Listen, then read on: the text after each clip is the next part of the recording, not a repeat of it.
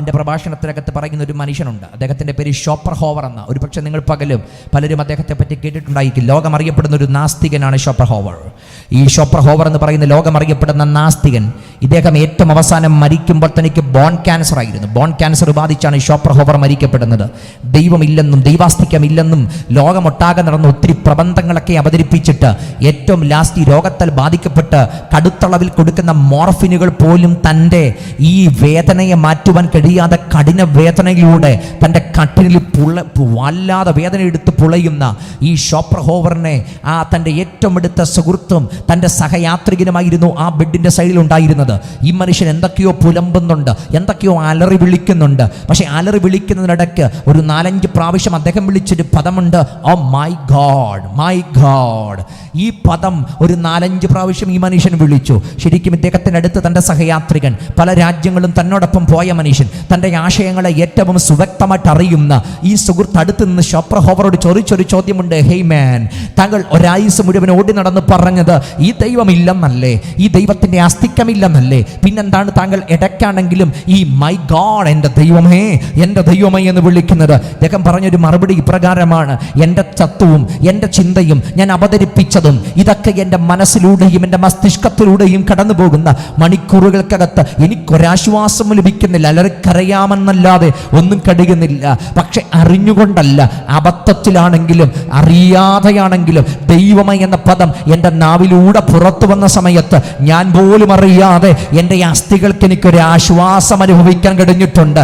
അറിയാതെ വിളിച്ച ദൈവമേ എന്നൊരു പദത്തിനകത്ത് ഒരിറ്റാശ്വാസം ബോൺ ക്യാൻസറിനകത്ത് കിടക്കുന്ന ഷോപ്പർഹോവറിന്റെ അടുത്ത് കൊടുക്കാൻ കഴിയുന്ന അത്രയ്ക്ക് സ്നേഹിക്കുന്ന ഒരു ദൈവത്തെ തന്നെയാണ് ഇന്ന് രാത്രി ഞാൻ ദേശത്തിന് വെളിപ്പെടുത്തുന്നത്.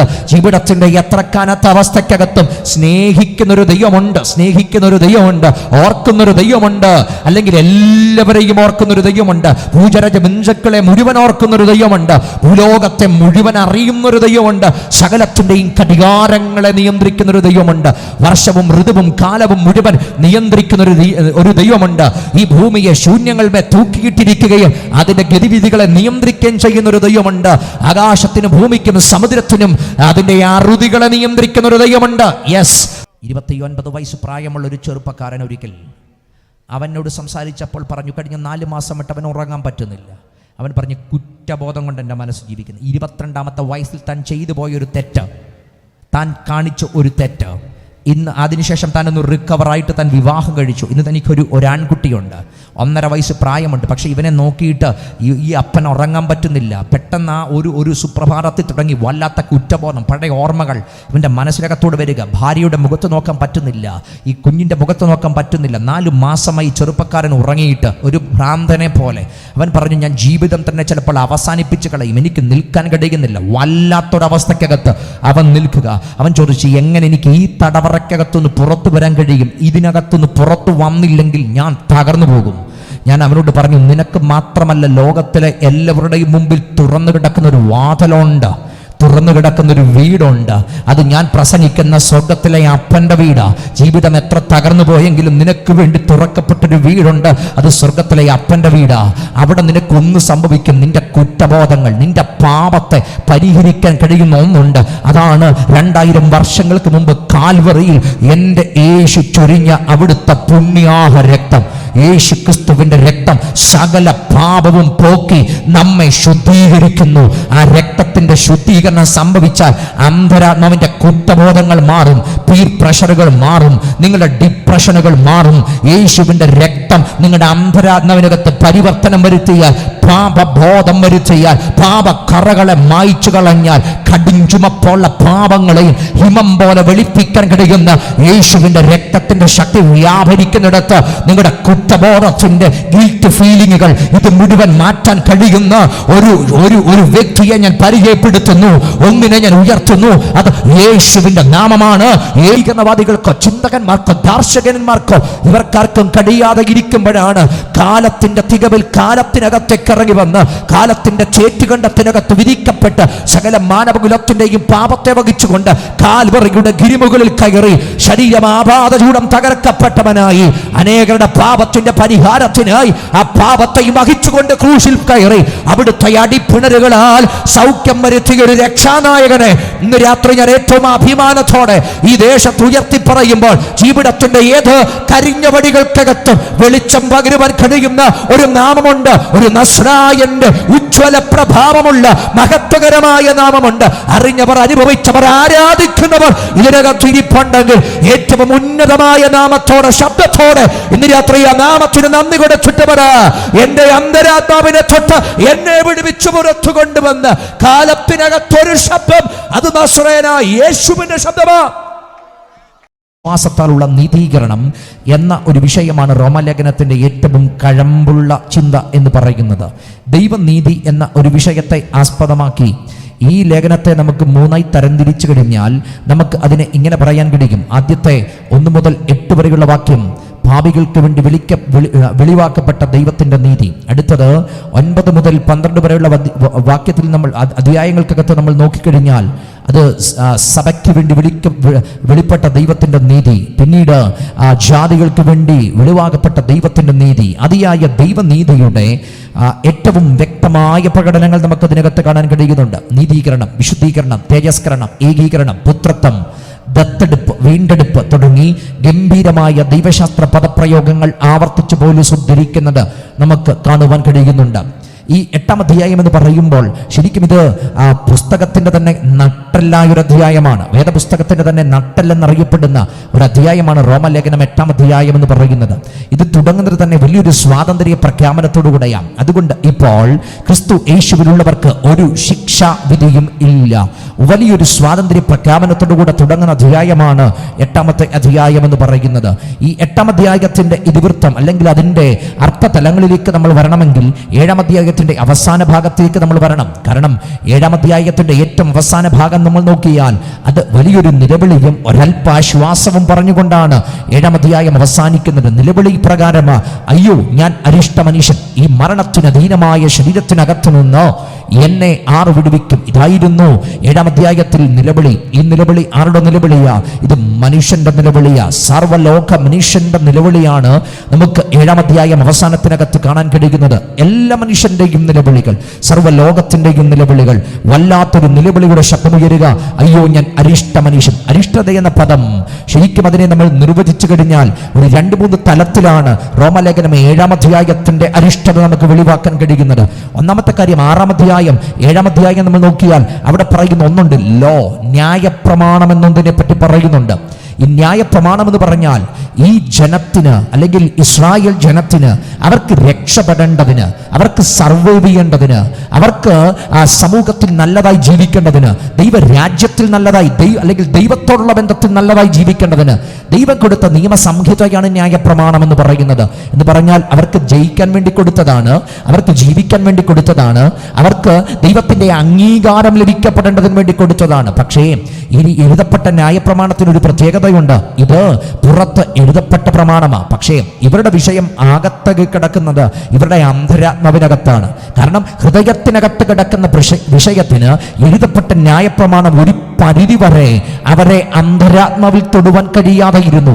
കാരണം കൊല ചെയ്യരുതെന്ന് വായിച്ചവൻ കൊല ചെയ്തു, മോഷ്ടിക്കരുതെന്ന് വായിച്ചവൻ മോഷ്ടിച്ചു, മോഹിക്കരുതെന്ന് വായിച്ചവൻ മോഹിച്ചു. അടുത്തത് ഞാനല്ലാതെ മറ്റൊന്നിനെയും നിങ്ങൾ അതിനെ പിന്തുടരുതെന്ന് ആ തിരുവെടുത്ത് പറഞ്ഞപ്പോൾ അവർ അതിൻ്റെയൊക്കെ പുറകിന് പോയി. കാരണം ഇത്രയേ ഉള്ളൂ, അന്തരാത്മാവിനെ തൊടുവാൻ ഈ എഴുതപ്പെട്ട പ്രമാണത്തിന് കഴിഞ്ഞില്ല.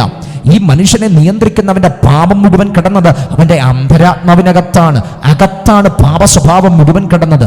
അതുകൊണ്ടല്ലേ മനുഷ്യൻ പലപ്പോഴും സ്വയം രക്ഷപ്പെടുവാൻ വേണ്ടി പലതും മനുഷ്യൻ പറയാറുണ്ട്. ചിലർ പറയുന്നത് കേട്ടിട്ടില്ലേ, ഇന്ന ദിവസം കഴിയുമ്പോൾ ഞാൻ നന്നാകും, ഇന്ന ദിവസം കഴിയുമ്പോൾ നന്നാകും. ചിലർ പറയും ക്രിസ്മസ് കഴിയുമ്പോൾ കുടി നിർത്തും, ക്രിസ്മസ് കഴിയുമ്പോൾ കുടി നിർത്തും. അപ്പോഴ ഓർത്തത് ആണ്ടിന്റെ അവസാനത്തെ ദിവസം ഡിസംബർ മാസം 30-ാം തീയതി അല്ലേ, എന്നാൽ പിന്നെ അവസാനത്തെ ദിവസം കൂടെ കഴിഞ്ഞിട്ട് പുതിയ വർഷം തൊട്ട് കുടി നിർത്തും. അടുത്തത് പെട്ടെന്ന് ഓർത്തത് 1-ാം ദിവസം അവധി ദിവസമാണ്, എന്നാൽ പിന്നെ ഒരു കുപ്പി കിട്ടിയാൽ 1-ാം ദിവസം കുടിക്കാം. പിന്നെ മൂത്ത മകന്റെ ബർത്ത്ഡേ ആയി, ഇളയ മകന്റെ ബർത്ത്ഡേ ആയി, വിവാഹത്തിന്റെ വാർഷികമായി, അയലത്തെ വീട്ടിലെ മകന്റെ ബർത്ത്ഡേ ആയി, നാട്ടുകാരുടെ മകന്റെ ആരുടെയൊക്കെയോ ബർത്ത്ഡേ ആയി. ഇതിങ്ങനെ തുടർന്ന് അങ്ങ് പോവുക. കാരണം ആ മനുഷ്യനെ എവിടേക്കോ ആഗ്രഹങ്ങൾ കിടപ്പുണ്ട്, രക്ഷപ്പെടണം. പക്ഷെ തൻ്റെ അന്തരാത്മാവിൽ കിടക്കുന്ന ഒരു വല്ലാത്ത അവനെ നിയന്ത്രിക്കുന്ന ഒരു ശക്തി അവന് നന്നാകാൻ അനുവദിക്കാതെ നിയന്ത്രണം അവൻ്റെ അകത്തിങ്ങനെ വർദ്ധിച്ചു വരിക.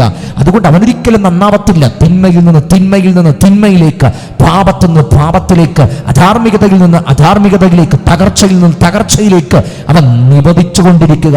കാരണം ഇവന്റെ വിഷയം കിടക്കുന്നത് അവന്റെ അന്തരാത്മാവിനകത്ത്.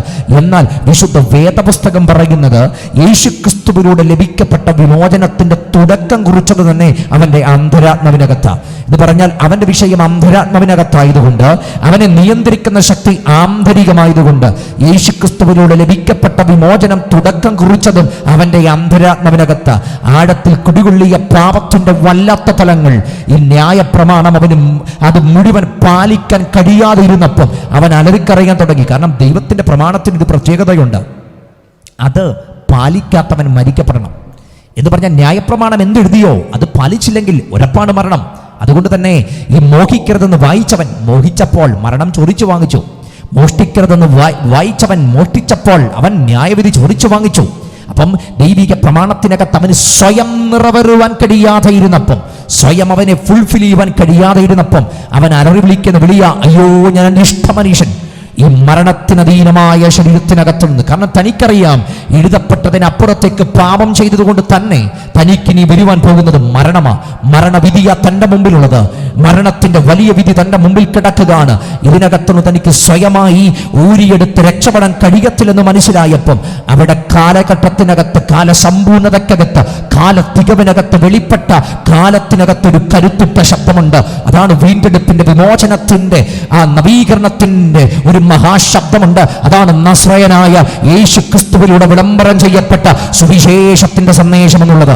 അതുകൊണ്ട് 8-ാം അധ്യായം 2-ാമത്തെ വാക്യത്തിൽ എഴുതി വെച്ചൊരു പദപ്രയോഗമുണ്ട്, ജഡത്താലുള്ള ബലഹീനത നിമിത്തം ന്യായപ്രമാണത്തിന് കഴിയാഞ്ഞതിനെ സാധിപ്പിപ്പാൻ ദൈവം തന്റെ പുത്രനെ പാപജഡത്തിന്റെ സദൃശത്തിലും പാപം നിമിത്തവും ലോകത്തേക്ക് അയച്ചു. അടുത്ത പദം അടയാളപ്പെടുത്തണമേ, പാപത്തിന് ജഡത്തിൽ ശിക്ഷ വിധിച്ചു. കാരണം ജഡത്തിലുള്ള ബലഹീനത നിമിത്തം മനുഷ്യൻ അവന്റെ പാപത്തെ അവൻ ചെയ്യുന്ന അർപ്പണങ്ങൾ കൊണ്ട്, തർപ്പണങ്ങൾ കൊണ്ട്, ആചാരങ്ങൾ കൊണ്ട്, അനുഷ്ഠാനങ്ങൾ കൊണ്ട്, പെരുന്നാളുകൾ കൊണ്ട്, പദയാത്രകൾ കൊണ്ട്, തീർത്ഥയാത്രകൾ കൊണ്ട്, യാഗയോഗ കർമാദികൾ കൊണ്ട്, അവന്റെ അബദ്ധ ജടിലമായ ആചാരാനുഷ്ഠാനങ്ങൾ കൊണ്ട്, അവൻ ചെയ്യുന്ന ആ ഒത്തിരി കർമ്മകാണ്ഡങ്ങൾ കൊണ്ട്, ഇതുകൊണ്ടൊക്കെ അവൻ അതിജീവിക്കാൻ കഴിയുമെന്ന് അവന്റെ ചിന്താഗതി പലപ്പോഴും കാറ്റിൽ പറന്ന് അവൻ നിരാശയുടെ കൂടപ്പിറപ്പായി പോയി. രക്ഷപ്പെടുവാൻ ഒരു പഴുതും കണ്ടെത്താൻ കഴിയാതെ ആഴത്തിൽ നിരാശക്കകത്ത് മുങ്ങിത്താണപ്പോൾ അതിനകത്തുനിന്ന് അവനെ പൊക്കിയെടുക്കുവാൻ കാലത്തിനകത്തിറങ്ങി വന്ന കാലത്തിന്റെ കതിരവൻ മൂലമുണ്ടായ ഒരു മഹത്തകരമായ വീണ്ടെടുപ്പുണ്ട്. അതാണ് നസ്രയനായ യേശു ക്രിസ്തു മുഖാന്തരമുണ്ടായ മാനവകുലത്തിന് ലഭിക്കപ്പെട്ട മഹത്തായ ഒരു വിമോചനത്തിന്റെ സന്ദേശമുണ്ട്. അതാണ് ഞങ്ങൾ വിളംബരം ചെയ്യുന്ന യേശു ക്രിസ്തു മുഖാന്തരമുള്ള വീണ്ടെടുപ്പ്, വിമോചനം, സ്വാതന്ത്ര്യം. അതാണ് നിത്യജീവന്റെ അവസ്ഥ എന്ന് പറയുന്നത്. മനുഷ്യന് സ്വയം ആർജിച്ചെടുക്കാൻ കഴിയാത്ത, സ്വയം അവന് നേടിയെടുക്കാൻ പറ്റുന്ന ഒത്തിരി മേഖലയുണ്ട്. പക്ഷേ അവന് സ്വയം ആർജിച്ചെടുക്കാൻ കഴിയാത്തൊരു മേഖലയായിരുന്നു അവൻ്റെ പാപത്തിൻ്റെ മോചനം എന്ന് പറയുന്നത്. അവന് വിദ്യാഭ്യാസം ആർജിച്ചെടുക്കാൻ, അവന് അറിവാർജിച്ചെടുക്കാൻ, അവന് കാര്യങ്ങളെ പഠിച്ചെടുക്കാനൊക്കെയുള്ള ഗൗരവമായ ശേഷികളുണ്ട്. എത്ര വലിയ ബഹുമാനപ്പെട്ട മന്ത്രി ഇവിടെ ഓർപ്പിക്കാനിടയായി, എത്ര തകർന്ന് പൊട്ടിപ്പൊളിഞ്ഞ ഏതൊരു വകുപ്പാണെങ്കിലും ഏതൊരു പ്രസ്ഥാനമാണെങ്കിലും ദാർശനികരമായ മനുഷ്യന്മാർ അതിൻ്റെ നേതൃത്വത്തിലേക്ക് വന്നു കഴിഞ്ഞാൽ അതിനെയൊക്കെ തിരിച്ചു പിടിക്കുന്നത് അദ്ദേഹത്തിൻ്റെ ജീവിതത്തിലൂടെയും ഭരണസാന്നിധ്യങ്ങളിലൂടെയും ഒക്കെ നമ്മൾ പല മേഖലയിൽ കണ്ടിട്ടുണ്ട്. ഞാൻ പറഞ്ഞു വന്നതെന്തെന്നറിയുമോ, ഏറ്റവും ക്രിയാത്മകമായിട്ടൊരു മേഖലയെ നമുക്ക് പഠിക്കാൻ പറ്റുമെങ്കിൽ പലതിനകത്തും നമ്മളെ അതിനെ പുറത്തു കൊണ്ടുവരാൻ കഴിയും. ദർശനമുള്ള നേതൃത്വങ്ങളുണ്ടെങ്കിൽ, ഏറ്റവും കാഴ്ചപ്പാടുള്ള സമൂഹങ്ങളുണ്ടെങ്കിൽ, കാഴ്ചപ്പാടുള്ള ഭരണാധികാരികളുണ്ടെങ്കിൽ ഒരു നാട് നന്നാകും, ഒരു സമൂഹം നന്നാകും, ഒരു കുടുംബം നന്നാകും, ഒരു സമൂഹത്തിന് പുത്തൻ വെളിച്ചം വീശും. സത്യമാണ്. പക്ഷേ ഈ ലോകത്തിലുള്ള ഒറ്റ മനുഷ്യർക്കും, അത് ഉന്നതരായ എഴുത്തുകാർക്കും ചിന്തകന്മാർക്കും രാഷ്ട്രീയക്കാർക്കും വിപ്ലവവാദികൾക്കും നവീകരണവാദികൾക്കും ശാസ്ത്രജ്ഞന്മാർക്കും എഴുത്തുകാർക്കും ചിത്രകാരന്മാർക്കും കായിക താരങ്ങൾക്കും ഇവിടെയുള്ള ഉന്നത അധികാരികൾക്കും ഇവിടെയുള്ള ഗവൺമെന്റ് എംപ്ലോയികൾക്കും അല്ല ഇവിടെ ഭരണസാരിധ്യത്തിലിരിക്കുന്നവർക്കും ഇവർക്കാർക്കും മനുഷ്യന് വേണ്ടി ചെയ്തു തരാൻ കഴിയാത്ത അന്തരാത്മാവിനെ തൊടാൻ കഴിയാത്തൊരു വല്ലാത്ത അവസ്ഥയുണ്ട്. അതിന്റെ പേര് പാപമെന്ന് പറയുന്നത്. അതല്ലേ തിന്മയായി ഇന്ന് സമൂഹത്തിനകത്ത് മനുഷ്യൻ കണ്ടുകൊണ്ടിരിക്കുന്നത്. ഇതിന്റെ ആഴപ്പരപ്പിൽ തൊടാൻ മനുഷ്യർക്ക് കഴിയുമോ? കഴിയത്തില്ല. അതുകൊണ്ട് നമ്മൾ കേൾക്കുന്ന ചില വാർത്തകൾ ഭീകരവും നികൃഷ്ടവുമായി മാറുന്നത്. സ്വന്തം അപ്പനെ അപ്പനെന്ന് പോലും തിരിച്ചറിയാതെ വെട്ടിനുറുക്കുന്ന മകനെ കാണുമ്പോൾ ഇത് പെരുകുന്ന പാപപ്രവൃത്തിയല്ലേ? ഭരണകൂടങ്ങൾ ഇല്ലാത്തത് കൊണ്ടാണോ? ദാർശനികന്മാർ ഇല്ലാത്തത് കൊണ്ടാണോ? ഇല്ല. ദാർശനികന്മാരാകെ സമൂഹങ്ങൾ ഇവിടെയുണ്ട്. ഭരണ സാന്നിധ്യത്തിലിരിക്കുന്ന ഉജ്ജ്വല പ്രമുഖന്മാർ ഇവിടെയുണ്ട്. പക്ഷെ സ്വന്തം അപ്പന്റെ നെഞ്ചകം തീർത്ത് 57 വെട്ടുവെട്ടി ആ അപ്പനാണെന്ന് പോലും തിരിച്ചറിയാതെ മറ്റൊരു ലോകത്ത് നിന്ന ഒരു മകൻ കായംകുളത്തല്ലേ ഉണ്ടായിരുന്നത്. സ്വന്തം അമ്മയെ, നഗരസഭ കൗൺസിലറിനെ, സ്വന്തം അമ്മയെ കൊന്ന ഒരു മകന്റെ ചരിത്രവും നമ്മൾ വായിച്ചതല്ലേ? പാപത്തുനിന്ന് തിന്മയിലേക്ക് 5 പേരെ വെട്ടിക്കൊന്നിട്ട് കൂസലില്ലാതെ എനിക്ക് പൊറോട്ടയും ചിക്കൻ കറിയും വേണമെന്ന് പറഞ്ഞ് നിർദാക്ഷിണ്യം ചോദിച്ച് ഒരു 23 വയസ്സുകാരന്റെ വാർത്ത കേൾക്കുമ്പോൾ ആർക്കാണ് ഈ മേഖലയെ തൊടാൻ കഴിയുന്നത്? ഇതിന്റെ പേര് അധർമ്മമെന്നാണ്, ഇതിന്റെ പേര് രാജകത്വമെന്നാണ്, ഇതിന്റെ പേര് പലപ്പോഴും നമ്മൾ മൃഗീയത എന്ന് പറയാറുണ്ട്. പക്ഷെ മൃഗത്തിന് പോലും അത് അപമാനമാണ്. എന്നാൽ ഇതിനകത്തു നിന്ന് മോചിക്കാൻ ആർക്ക് കഴിയും? രാഷ്ട്രീയക്കാർക്കോ വിപ്ലവവാദികൾക്കോ നവീകരണവാദികൾക്കോ ചിന്തകന്മാർക്കോ ദാർശനികന്മാർക്കോ ഇവർക്കാർക്കും കഴിയാതെ ഇരിക്കുമ്പോഴാണ് കാലത്തിന്റെ തികവിൽ കാലത്തിനകത്തേക്ക് ഇറങ്ങി വന്ന് കാലത്തിന്റെ ചേറ്റുകണ്ടത്തിനകത്ത് വിധിക്കപ്പെട്ട് സകല മാനവകുലത്തിന്റെയും പാപത്തെ വഹിച്ചുകൊണ്ട് കാൽവറിയുടെ ഗിരിമുകളിൽ കയറി ശരീരം ആപാദചൂടം തകർക്കപ്പെട്ടവനായി അനേകരുടെ പാപത്തിന്റെ പരിഹാരത്തിനായി ആ പാപത്തെയും വഹിച്ചുകൊണ്ട് ക്രൂശിൽ കയറി അവിടുത്തെ അടിപ്പിണരുകളാൽ സൗഖ്യം വരുത്തിയ ഒരു രക്ഷാനായകനെ ഇന്ന് രാത്രി ഞാൻ ഏറ്റവും അഭിമാനത്തോടെ ഈ ദേശത്ത് ഉയർത്തി പറയുമ്പോൾ ജീവിതത്തിന്റെ ഏത് കരിഞ്ഞ വടികൾക്കകത്തും വെളിച്ചം പകരുവാൻ കഴിയുന്ന ഒരു നാമമുണ്ട്. ഒരു നസ്രായന്റെ ഉജ്ജ്വല പ്രഭാവമുള്ള മഹത്വകരമായ നാമമുണ്ട്. അറിഞ്ഞവർ, അനുഭവിച്ചവർ, ആരാധിക്കുന്നവർ ഇതിനകത്ത് ഇരിപ്പുണ്ടെങ്കിൽ ഏറ്റവും ഉന്നതമായ നാമത്തോടെ, ശബ്ദത്തോടെ ഇന്ന് രാത്രി ആ നാമത്തിന് നന്ദി കൊടുത്തിട്ടവരാ. എന്റെ അന്തരാത്മാവിനെ തൊട്ട് എന്നെ വിടുവിച്ചു പുറത്തു കൊണ്ടുവന്ന് കാലത്തിനകത്തൊരു ശബ്ദം, അത് നസ്രയനായ യേശുവിന്റെ ശബ്ദമാ. ഹല്ലേലൂയ. ഇന്ന് രാത്രി മറ്റാർക്കും തൊടാൻ കഴിയാത്ത ഞങ്ങളുടെ ജീവിത സാഹചര്യത്തെ തൊട്ടൊരൊറ്റ മനുഷ്യനെ പറഞ്ഞ ഇന്ന് രാത്രി അത് കർത്താവല്ലാതെ മറ്റാരുമില്ല. ജീവിതത്തിനകത്ത് മതത്തിനും രാഷ്ട്രീയത്തിനും വർഗത്തിനും വർണ്ണത്തിനും വേണ്ടിയൊക്കെ ഇംഗിലപ്പ് വിളിച്ചുകൊണ്ട് ഓടി നടന്ന കാലഘട്ടത്തിനകത്തു നിന്ന് മനുഷ്യനെ പേടിയില്ല, ലോകത്തെ പേടിയില്ലാതെ പലതിനും വേണ്ടി കൊട്ടേഷൻ സംഘങ്ങളുടെ കൂടപ്പിറപ്പായിട്ട് നടന്ന കാലഘട്ടത്തിനകത്തു നിന്ന് ഞങ്ങളിൽ പലരെയും പുറത്തെടുത്ത് കൊണ്ടുവന്നത് മറ്റൊന്നുമല്ല, അത് നസറയനായ യേശു ക്രിസ്തുവിന്റെ നാമമാണ്. യേശുവിന്റെ നാമത്തോളം ശക്തിയുള്ളത്, യേശുവിന്റെ നാമത്തോളം അധികാരമുള്ളത്, യേശുവിന്റെ നാമത്തോളം ജീവൻ വരാൻ കഴിയുന്ന ലോകത്തിൽ മറ്റൊരു സന്ദേശവുമില്ല. ഇത് നസ്രയനായ യേശു ക്രിസ്തുവിന്റെ സന്ദേശമാണ്. ഇത് ഞങ്ങൾ നാൽക്കവലകളിൽ പറയും, ഇത് ഞങ്ങൾ മുക്കവലകളിൽ പറയും, ഇത് ഞങ്ങൾ പട്ടണത്തിൻ്റെ നടുക്ക് പറയും. ഇന്ന് പകലും കോട്ടയം പട്ടണത്തിൻ്റെ പ്രാന്തപ്രദേശങ്ങൾക്കകത്ത് ഞങ്ങൾ ഒരു പറ്റം ചെറുപ്പക്കാർ എല്ലാവരും 35 വയസ്സിന് താഴെയുള്ളവരാ. ഞങ്ങളെല്ലാം കൂടെ ഒരുമിച്ച് നിന്ന് ക്രിസ്തുവിൻ്റെ നാമത്തെ ഏറ്റവും ധൈര്യത്തോടെ ഉയർത്തി പറഞ്ഞിട്ടാണ് ഇന്ന് രാത്രി ഇവിടെ വന്നിട്ട് ഈ കൺവെൻഷനകത്ത് പ്രസംഗിക്കുന്നത്. ഞാൻ പറയുന്നത് അത് നാൽക്കവലയാകട്ടെ, അത് മൂക്കവലയാകട്ടെ, അത് ജീവിതത്തിൻ്റെ ഏത് സാഹചര്യമാകട്ടെ, ഞങ്ങൾക്ക് പറയാൻ ഒരൊറ്റ നാമമേ ഉള്ളൂ, ഞങ്ങൾക്ക് ഉയർത്താൻ ഒരൊറ്റ വ്യക്തിയേ ഉള്ളൂ. ഞങ്ങളുടെ ശ്വാസത്തിനകത്തും ഞങ്ങളുടെ ഗന്ധത്തിനകത്തും ഞങ്ങളുടെ അന്തരാത്മാവിനെ തൊട്ടുണർത്തുന്ന ഒരൊറ്റയാളേ ഉള്ളൂ, അത് നസ്രയനായ യേശു ക്രിസ്തു മാത്രമാണ്. എന്താണ് ഇത്ര ആവേശം? എന്താണ് ഞങ്ങൾക്ക് ഇത്ര ആഗ്രഹം? ഒറ്റ കാര്യമേ ഉള്ളൂ. ആർക്കും ഞങ്ങളുടെ അന്തരാത്മാവിന്റെ ആഗ്രഹത്തെ, അന്തരാത്മാവിന്റെ ദാഹത്തെ തൊടാൻ കഴിയാതിരുന്നപ്പോൾ ഞങ്ങളുടെ അന്തരാത്മാവിന്റെ ദാഹത്തെ തൊട്ട് അന്തരാത്മാവിന്റെ ശൂന്യത മാറ്റിമറിച്ച് മനുഷ്യനിർമ്മിതമായ യാതൊരു വസ്തുവിനും ഞങ്ങളുടെ അകത്തെ ശൂന്യതകളെ തൊടാൻ കഴിയാതിരുന്നപ്പോൾ ഞങ്ങളുടെ ശൂന്യതകളെ തൊട്ട് ഒറ്റ വ്യക്തിയേ ഉള്ളൂ, അത് നസ്രായനായ യേശു ക്രിസ്തു മാത്രമാ. ഞങ്ങളുടെ അന്തരാത്മാവിന്റെ ശൂന്യതയെ മാറ്റിയ നസ്രായൻ. മുൻ അമേരിക്കൻ പ്രസിഡന്റായ നിക്സൺ എന്ന് പറയുന്ന ഒരു മനുഷ്യൻ, അദ്ദേഹം പറഞ്ഞൊരു പദപ്രയോഗങ്ങൾ ഞാൻ വായിച്ചിട്ടുണ്ട്. പ്രകാരം അദ്ദേഹം പറഞ്ഞത് എല്ലാ മനുഷ്യരെ നിർമ്മിക്കപ്പെട്ട എല്ലാ മനുഷ്യരുടെയും അകത്തൊരു ശൂന്യതയുണ്ട്. എല്ലാ മനുഷ്യരും ശൂന്യതയുടെ തോഴന്മാരാണ്. ഇവിടെ നിർമ്മിക്കപ്പെട്ട യാതൊരു വസ്തു കൊണ്ടും ആ ശൂന്യതയെ തുടച്ചു മാറ്റാൻ കഴിയത്തില്ല. പക്ഷെ അദ്ദേഹം പറഞ്ഞൊരു പദമുണ്ട്, സൃഷ്ടാവിന് മാത്രമേ ആ ശൂന്യതയെ തൊടാൻ കഴിയത്തുള്ളൂ. സൃഷ്ടാവിന് മാത്രമേ ആ ശൂന്യതയെ തൊടാൻ കഴിയത്തുള്ളൂ. അങ്ങനെയെങ്കിൽ അന്തരാത്മാവിൻ്റെ ശൂന്യത, കുറ്റബോധങ്ങൾ, വല്ലാത്ത മനസാക്ഷി കുത്തുകൾ, ചെയ്തു പോയ പാപത്തിന് എവിടെ മോചനം കിട്ടും? ആവർത്തിച്ച് നടത്തുന്ന പ്രവർത്തനങ്ങൾ, പ്രക്രിയകൾ, ഇന്ന് ചെയ്യുന്നത് നാളെ ചെയ്യേണ്ടി വരും, നാളെ ചെയ്യേണ്ടത് അടുത്ത വർഷം ചെയ്യേണ്ടി വരും. ഇങ്ങനെ ആവർത്തിച്ച് വരുമ്പോൾ എവിടെയാണ് ഇതിൻ്റെ അറ്റം പോയി നിൽക്കുന്നത്? എവിടെങ്കിലും ഒരു അവസാനം വേണ്ടേ? എന്നാൽ മരണം കൊണ്ട് തീരുമോ? ഇല്ല. മരണത്തിനപ്പുറത്തേക്കും പിന്നെയും അവശേഷിക്കുന്ന ഒത്തിരി ആചാരങ്ങൾക്കകത്തേക്ക് ഒരുപക്ഷേ പലരും പറയുന്നത് പോലെ സൈക്കിൾ ഓഫ് ബർത്ത് ആൻഡ് റീബർത്തിലൂടെ ഒക്കെ കടന്നു വന്ന് മാത്രമേ ആ ഏറ്റവും അവസാനത്തിലേക്ക് തൊടുവാനൊക്കെ കഴിയത്തുള്ളെന്നുള്ള ചിന്താഗതികൾക്കപ്പുറത്തേക്ക് ഞങ്ങൾക്കൊരു കാര്യം ഏറ്റവും ക്രിയാത്മകമായിട്ട് ഞങ്ങൾ അനുഭവിക്കുന്നത് പറയാൻ പറ്റും. അത്രക്കൊന്നും പോകേണ്ട ആവശ്യങ്ങൾ ഞങ്ങളുടെ ജീവിതത്തിനകത്ത് വന്നില്ല. ജീവിതത്തിന്റെ ഏതോ നാൽക്കവരകൾ, ജീവിതത്തിന്റെ ഏതോ തകർന്ന വഴികൾക്കകത്ത് ഞങ്ങൾ കണ്ടെത്തി ഞങ്ങളുടെ പാപത്തെ വഹിച്ചുകൊണ്ട് ക്രൂശിന്മേൽ കയറിയ യേശുക്രിസ്തുവിന്റെ സ്നേഹത്തെ ഞങ്ങൾ കണ്ടെത്തി. ആ സ്നേഹത്തിന്റെ മുമ്പിൽ പോയി സാഷ്ടാംഗം പ്രണമിച്ച് വീണു മുട്ടുമടക്കി അവിടെ നെഞ്ചകം തേഞ്ഞ് കരഞ്ഞപ്പോൾ ആ സ്നേഹത്തിന്റെ പരിഗണത്തിന്റെ കരം ഞങ്ങൾക്ക് വേണ്ടി തേടി വന്ന് ഞങ്ങളെ വാരിപ്പുണർന്നപ്പോൾ അന്ന് ഞങ്ങൾ അനുഭവിച്ച ഒരു കാര്യമുണ്ട്. ഇനി ഞങ്ങൾ അനാഥരല്ല, ഇനി ഞങ്ങൾ സനാഥരാണ്. ഇനി ഞങ്ങൾ അന്യരല്ല, ഇനി ഞങ്ങൾ ഏറ്റവും അടുപ്പമുള്ളവരാ.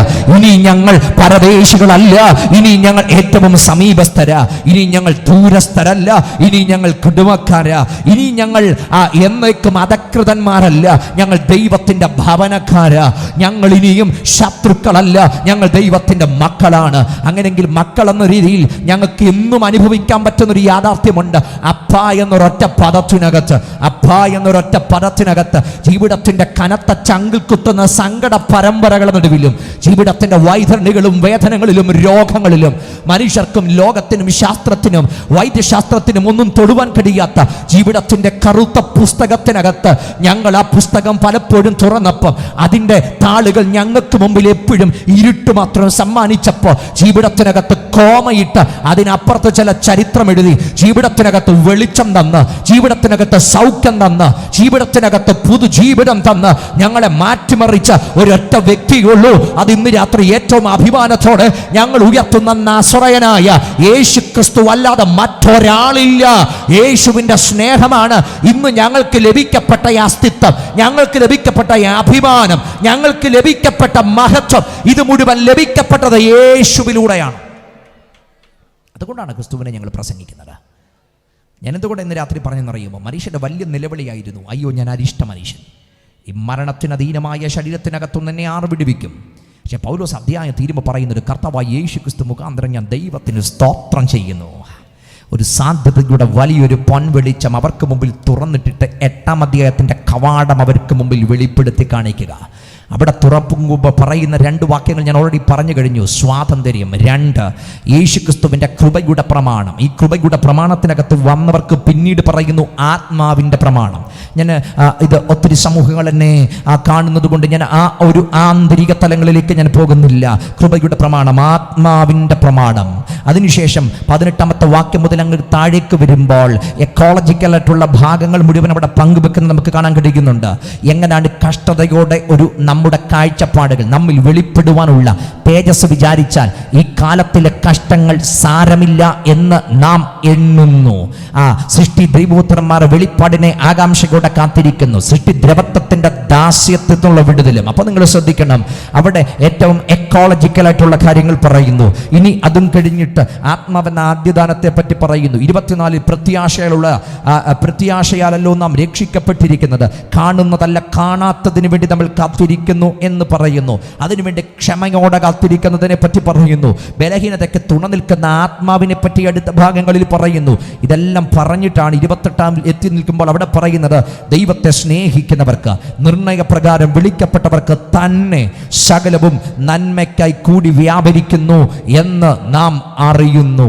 ശരിക്കും ഇതൊരു അഷ്വറൻസ് ആണ്, ഇതൊരു ഉറപ്പാണ്. ഇത് ആർക്കും തിരുത്താൻ കഴിയാത്തൊരു യാഥാർത്ഥ്യം അവിടെ പങ്കുവെക്കാണ്. ദൈവത്തെ സ്നേഹിക്കുന്നവർക്ക്, നിർണയപ്രകാരം വിളിക്കപ്പെട്ടവർക്ക് തന്നെ, ആ പദമൊക്കെ അടയാളപ്പെടുത്തണം, സകലവും നന്മയ്ക്കായി കൂടി വ്യാപരിക്കുന്നു എന്ന് നാം അറിയുന്നു. എൻ്റെ പ്രിയരെ, ഇന്ന് രാത്രി നിങ്ങളുടെ സവിസ്തരമായ ശ്രദ്ധ ഞാൻ ഈ തിരുവെടുത്തുകളിലേക്ക് ഒന്ന് കൊണ്ടെത്തിക്കാൻ താല്പര്യപ്പെടുന്നു. ഈ 28-ാമത്തെ അധ്യായം പറയുന്ന 5 കൂട്ടം കാര്യങ്ങളുണ്ട്. ഈ 5 കൂട്ടം കാര്യങ്ങളെ അടിസ്ഥാനപ്പെടുത്തുന്ന പലതതിൻ്റെ മുൻപിലും അതിൻ്റെ പിൻപിലുമായിട്ട് നമുക്ക് കാണാൻ കഴിയുന്നുണ്ട്. 28-ാമത്തെ വാക്യം പറയുന്ന 5 കൂട്ടം കാര്യങ്ങൾ: 1, നമ്മുടെ ദൈവം പ്രവർത്തിക്കുന്ന ദൈവമാണ്.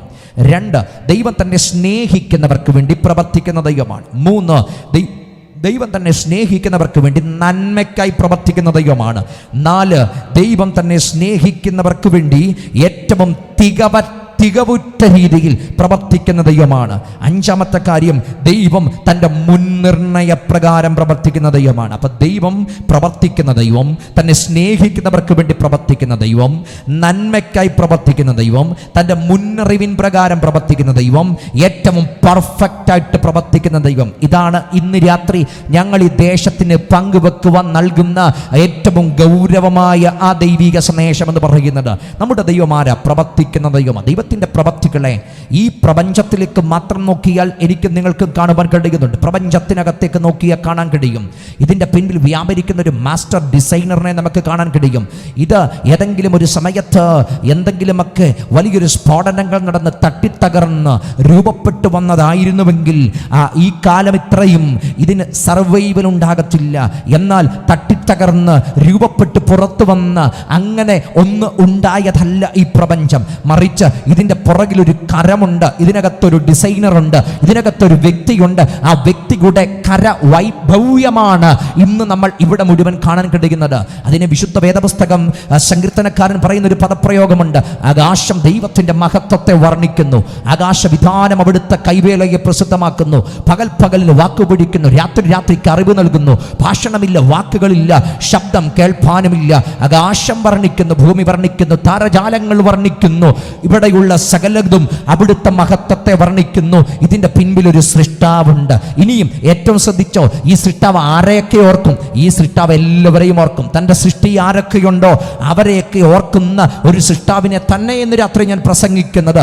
കരയുന്ന, ബൈബിൾ പറയുന്ന പദമാ, കരയുന്ന കാക്കക്കുഞ്ഞിനും അതതിൻ്റെ ആഹാരം കൊടുക്കുന്ന ദൈവം, വയലിലെ താമരയെപ്പോലും വിചാരിക്കുന്ന ഒരു ദൈവം, ഏറ്റവും ചെറിയ ബാലസിംഹത്തെയും ഓർക്കുന്നൊരു ദൈവം, കാട്ടിലെ മൃഗങ്ങളും ആ സമുദ്രത്തിനകത്തെ മത്സ്യങ്ങളും അല്ല, ജീവിതത്തിൻ്റെ എല്ലാ തുറകൾക്കകത്തുമുള്ള എല്ലാവരെയും ഓർക്കുന്ന ഒരു ദൈവത്തെയാണ് ഇന്ന് രാത്രി ഞങ്ങൾ ഇവിടെ പ്രസംഗിക്കുന്നത്. എല്ലാവരെയും ഓർക്കുന്ന ഒരു ദൈവം, എല്ലാവരെയും കാണുന്നൊരു ദൈവം, വേർകൃത്യമില്ലാത്തൊരു ദൈവം, വേർതിരിവില്ലാത്തൊരു ദൈവം, സംഘടനകൾ സൃഷ്ടിക്കാത്തൊരു ദൈവം, സംഘടനകളുടെ വേർതിരിവില്ലാത്തൊരു ദൈവം, ജാതി മത വർണ്ണ വർഗ വ്യത്യാസമില്ലാത്തൊരു ദൈവം, അവർണ്ണനെന്നും സവർണ്ണനെന്നും വ്യത്യാസമില്ലാത്തൊരു ദൈവം, യാതൊരു വ്യത്യാസങ്ങളും വൈകൃതങ്ങളും ഇല്ലാത്തൊരു ദൈവത്തെയാ ഇന്ന് രാത്രി ഞങ്ങൾ പ്രസന്റ് ചെയ്യുന്നത്. അവിടുന്ന് സകലത്തിൻ്റെയും സൃഷ്ടാവാണ്, അവിടുന്ന് സകലത്തെയും ഉണ്ടാക്കിയവനാണ്. അതുകൊണ്ട് ആ ദൈവത്തെ വെളിപ്പെടുത്തുമ്പോൾ അവിടുന്ന് സകല ചരാചരങ്ങളുടെയും ഏറ്റവും അടിസ്ഥാനപരമായ ഘടകമാണ്. സകലത്തെയും സൃഷ്ടിച്ചൊരു ദൈവം. അത് ജീവിതത്തിനകത്ത് യാതൊരു ദൈവബോധമില്ലെന്ന് പറയുന്നൊരു സമൂഹം അവനെയും ഓർക്കുന്നൊരു ദൈവമുണ്ട്. ഞാൻ സാധാരണ എൻ്റെ പ്രഭാഷണത്തിനകത്ത് പറയുന്ന ഒരു മനുഷ്യനുണ്ട്. അദ്ദേഹത്തിൻ്റെ പേര് ഷോപ്പർഹോവർ എന്ന. ഒരു പക്ഷേ നിങ്ങൾ പലരും അദ്ദേഹത്തെ പറ്റി കേട്ടിട്ടുണ്ടായിരിക്കും. ലോകം അറിയപ്പെടുന്ന ഒരു നാസ്തികനാണ് ഷോപ്പർഹോവർ.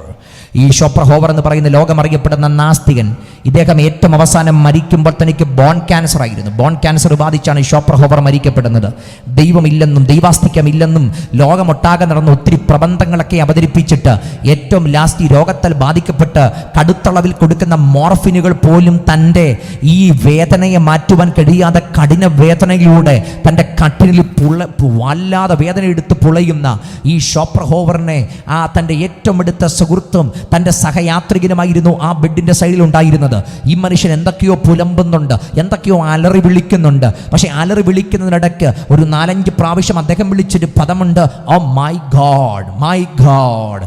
ഈ പദം ഒരു 4-5 പ്രാവശ്യം ഈ മനുഷ്യൻ വിളിച്ചു. ശരിക്കും ഇദ്ദേഹത്തിനടുത്ത് തൻ്റെ സഹയാത്രികൻ, പല രാജ്യങ്ങളും തന്നോടൊപ്പം പോയ മനുഷ്യൻ, തൻ്റെ ആശയങ്ങളെ ഏറ്റവും സുവ്യക്തമായിട്ട് അറിയുന്ന ഈ സുഹൃത്ത് അടുത്ത് നിന്ന് ഷോപ്പർഹോവറോട് ചോദിച്ചൊരു ചോദ്യമുണ്ട്: ഹേയ് മാൻ, താങ്കൾ ഒരായുസ് മുഴുവൻ ഓടി നടന്ന് പറഞ്ഞത് ഈ ദൈവമില്ലെന്നല്ലേ, ഈ ദൈവത്തിൻ്റെ അസ്തിത്വമില്ലെന്നല്ലേ, പിന്നെന്താണ് താങ്കൾ ഇടയ്ക്കാണെങ്കിലും ഈ മൈ ഗോഡ്, എൻ്റെ ദൈവമേ, എൻ്റെ ദൈവമേ എന്ന് വിളിക്കുന്നത്? അദ്ദേഹം പറഞ്ഞൊരു മറുപടി ഇപ്രകാരമാണ്: എൻ്റെ തത്വവും എൻ്റെ ചിന്തയും ഞാൻ അവതരിപ്പിച്ചതും ഇതൊക്കെ എൻ്റെ മനസ്സിലൂടെയും എൻ്റെ മസ്തിഷ്കത്തിലൂടെയും കടന്നു പോകുന്ന മണിക്കൂറുകൾക്കകത്ത് എനിക്കൊരാശ്വാസം ലഭിക്കുന്നില്ല, അലറിക്കരയാമെന്നല്ലാതെ ഒന്നും കഴിയുന്നില്ല. പക്ഷെ അറിഞ്ഞുകൊണ്ടല്ല, അബദ്ധത്തിലാണെങ്കിലും അറിയാതെയാണെങ്കിലും ദൈവമേ എന്ന പദം എൻ്റെ നാവിലൂടെ പുറത്തു വന്ന സമയത്ത് ഞാൻ പോലും അറിയാതെ എൻ്റെ അസ്ഥികൾക്ക് എനിക്കൊരു ആശ്വാസം അനുഭവിക്കാൻ കഴിഞ്ഞിട്ടുണ്ട്.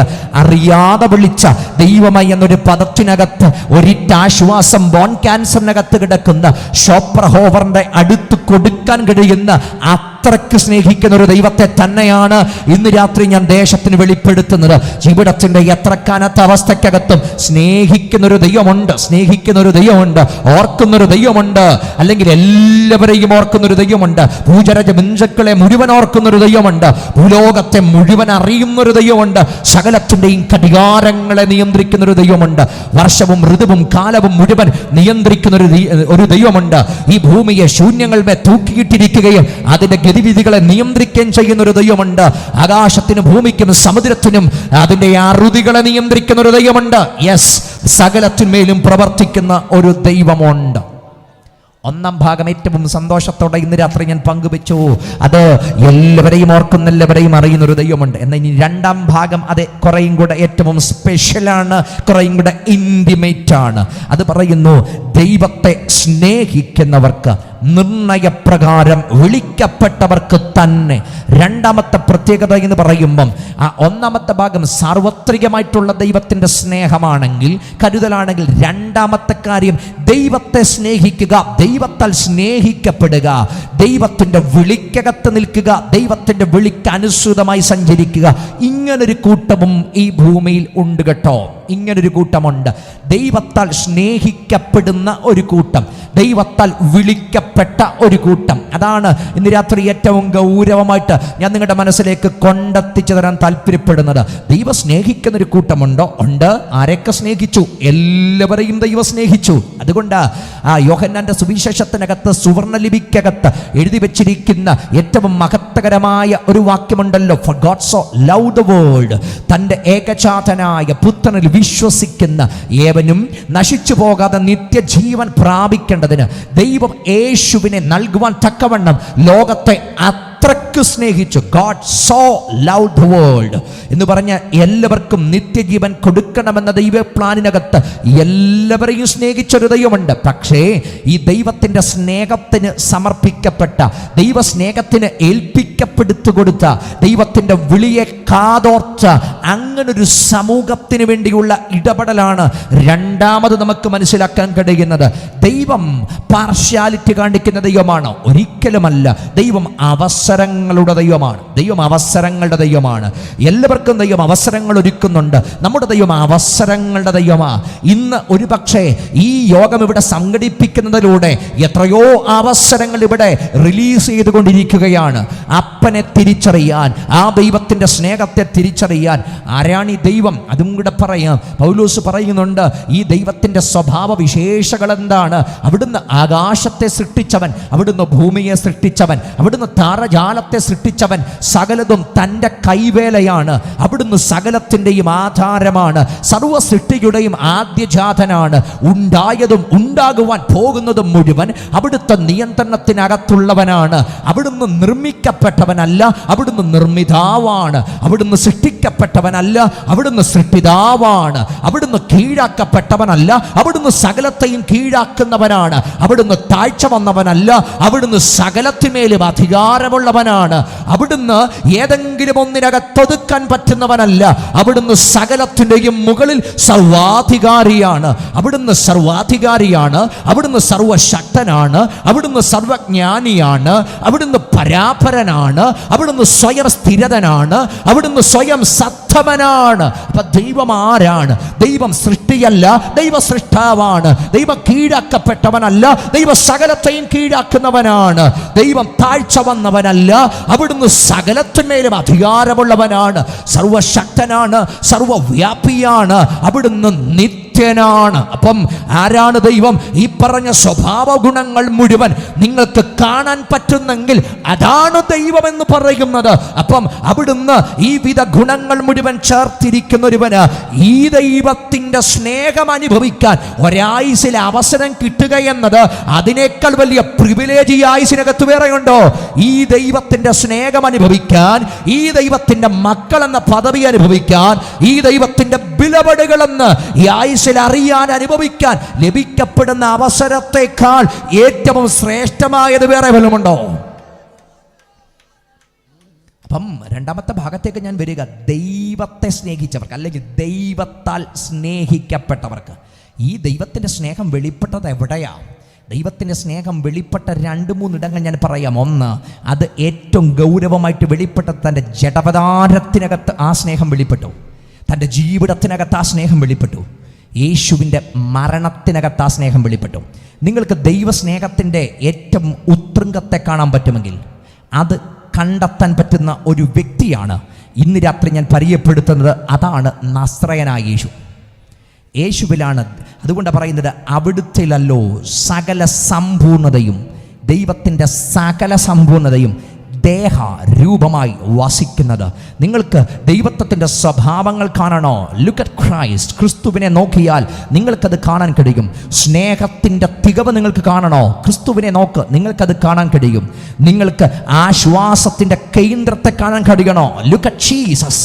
നിങ്ങൾക്ക് അത് കാണാൻ കഴിയും. അപ്പം എല്ലാ സർവ്വസമ്പൂർണതയും വെളിപ്പെട്ട തികഞ്ഞ പുരുഷൻ, തികഞ്ഞയാൾ രൂപം, അതാണ് നമ്മുടെ കർത്താവായ യേശു ക്രിസ്തു എന്ന് പറയുന്നത്. അവിടുത്തെ ജഡപദാനം, അവിടുത്തെ ജീവിതം, അവിടുത്തെ മരണം, അവിടുത്തെ പുനരുത്ഥാനം, ഇതിനകത്തൂടൊക്കെ വെളിപ്പെട്ടത് ദൈവത്തിന് മനുഷ്യനോടുള്ള ആഴമായ സ്നേഹമാണ്. അതിനകത്തൊരു വേർതിരിവുകളുമില്ല കേട്ടോ. മുമ്പേ ബഹുമാന്യനായ മന്ത്രി പറഞ്ഞതുപോലെ എല്ലാവർക്കുമുണ്ട്, എല്ലാവരോടുമുണ്ട് ദൈവത്തിന് സ്നേഹം. പക്ഷേ ആ വിളിക്കകത്ത് ഏറ്റവും അടുത്ത് വരുവാൻ, അതിനുവേണ്ടി ഹൃദയം സമർപ്പിക്കപ്പെട്ടവരോട് ഏറ്റവും പ്രത്യേകമായിട്ട് ആ ദൈവത്തിൻ്റെ സ്നേഹമുണ്ട്. ചുങ്കക്കാരുടെ പ്രമാണിയെ കൂടെ നിർത്തിയ സ്നേഹമാണ് യേശുവിൻ്റെ സ്നേഹം. ചുങ്കക്കാരെന്ന് പറയുമ്പം യഹൂദൻ തന്നെയാ. പക്ഷേ ഈ യഹൂദനായവൻ സർക്കാരിന് വേണ്ടി ചുങ്കം പിരിവ് നടത്തുന്നവൻ, ടാക്സ് പിരിവ് നടത്തുന്ന മനുഷ്യനാ. പക്ഷേ ഇവർക്കൊരു അപകടകരമായൊരു സ്വഭാവമുണ്ട്. ഇവരോട് പിരിക്കാൻ പറയുന്നതിനേക്കാൾ 3-4 മടങ്ങ് ഇവർ പിരിക്കും, ചൂഷണം ചെയ്യും, ആക്രമിക്കും, മനുഷ്യനെ ദ്രോഹിക്കുന്ന ഒരു വല്ലാത്ത സ്വഭാവം ഈ കൂട്ടർക്കുണ്ട്, ചുങ്കം പിരിവുകാർ. അതുകൊണ്ട് തന്നെ കൂടെയുള്ള സഹ യഹൂദന്മാർ ഇവരെ വെറുത്തവരാ, ഇവരെ വല്ലാതെ മടുത്തവരാ. ഒരു ചുങ്കം പിരിവുകാരെന്ന് പറഞ്ഞാൽ അറപ്പോടും വെറുപ്പോടും മാത്രമേ അവർ കാണത്തുള്ളൂ. കാരണം കൂടെ നിന്നിട്ട് അവരെ ഒറ്റുന്നവർ, കൂടെ നിന്നിട്ട് അവരെ, അല്ലെങ്കിൽ ആ റോമക്കാർക്ക് വേണ്ടി സ്വന്തം സമൂഹത്തെ ഒറ്റുന്നവർ എന്നൊക്കെ, അങ്ങനത്തെ ഒരു വിധി പ്രഖ്യാപനമാണ് ഈ ചുങ്കക്കാർക്ക്. പക്ഷെ ചുങ്കക്കാരുടെ പ്രമാണിയെ കൂടെ നിർത്തിയിട്ട് അവൻ്റെ മുമ്പിലും സ്വർഗരാജ്യത്തിൻ്റെ വാതിൽ തുറന്ന സ്നേഹമാണ് യേശുവിൻ്റെ സ്നേഹമെന്ന് പറയുന്നത്.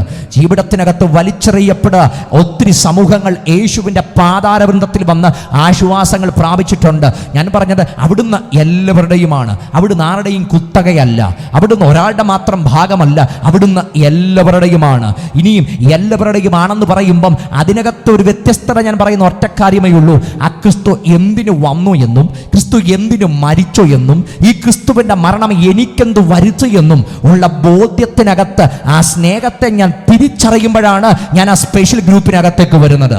അപ്പം ആ സ്നേഹം ഏറ്റവും സ്പെഷ്യലായിട്ട് ഞാൻ തിരിച്ചറിയണമെങ്കിൽ എന്താണ് എനിക്ക് വേണ്ടി സ്പെഷ്യലായി സംഭവിച്ചത് എന്ന് ഞാൻ അറിയണം.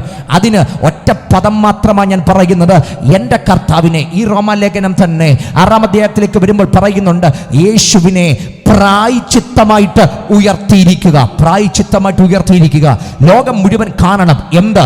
ഈ പ്രായശ്ചിത്ത ബലിയെ കാണണം. ലോകം മുഴുവൻ ഈ പ്രായശ്ചിത്തത്തിന്റെ കാഴ്ച കാണണം. കാരണം ഇത് കാണുമ്പോൾ നിങ്ങൾ കോടി ആ കാൽവറിയുടെ ചുവട്ടിൽ വരുവാൻ കഴിഞ്ഞാൽ, നിങ്ങൾക്ക് വേണ്ടി വെളിപ്പെട്ട സ്നേഹത്തെ തിരിച്ചറിയാൻ കഴിഞ്ഞാൽ, നിങ്ങൾ അന്നു മുതൽ ആ പ്രത്യേക സ്നേഹത്തിന്റെ ഗ്രൂപ്പിനകത്തേക്ക് നിങ്ങളാകും. കാരണം ഈ പ്രായശ്ചിത്ത ബലി എന്ന് പറയുമ്പോൾ അത് മറ്റൊരുവിന് വേണ്ടിയുള്ള മരണമാ. ഞാൻ നിങ്ങളുടെ മുമ്പിൽ ഒരു നടന്ന സംഭവത്തെ ഒന്ന് പരിചയപ്പെടുത്താം.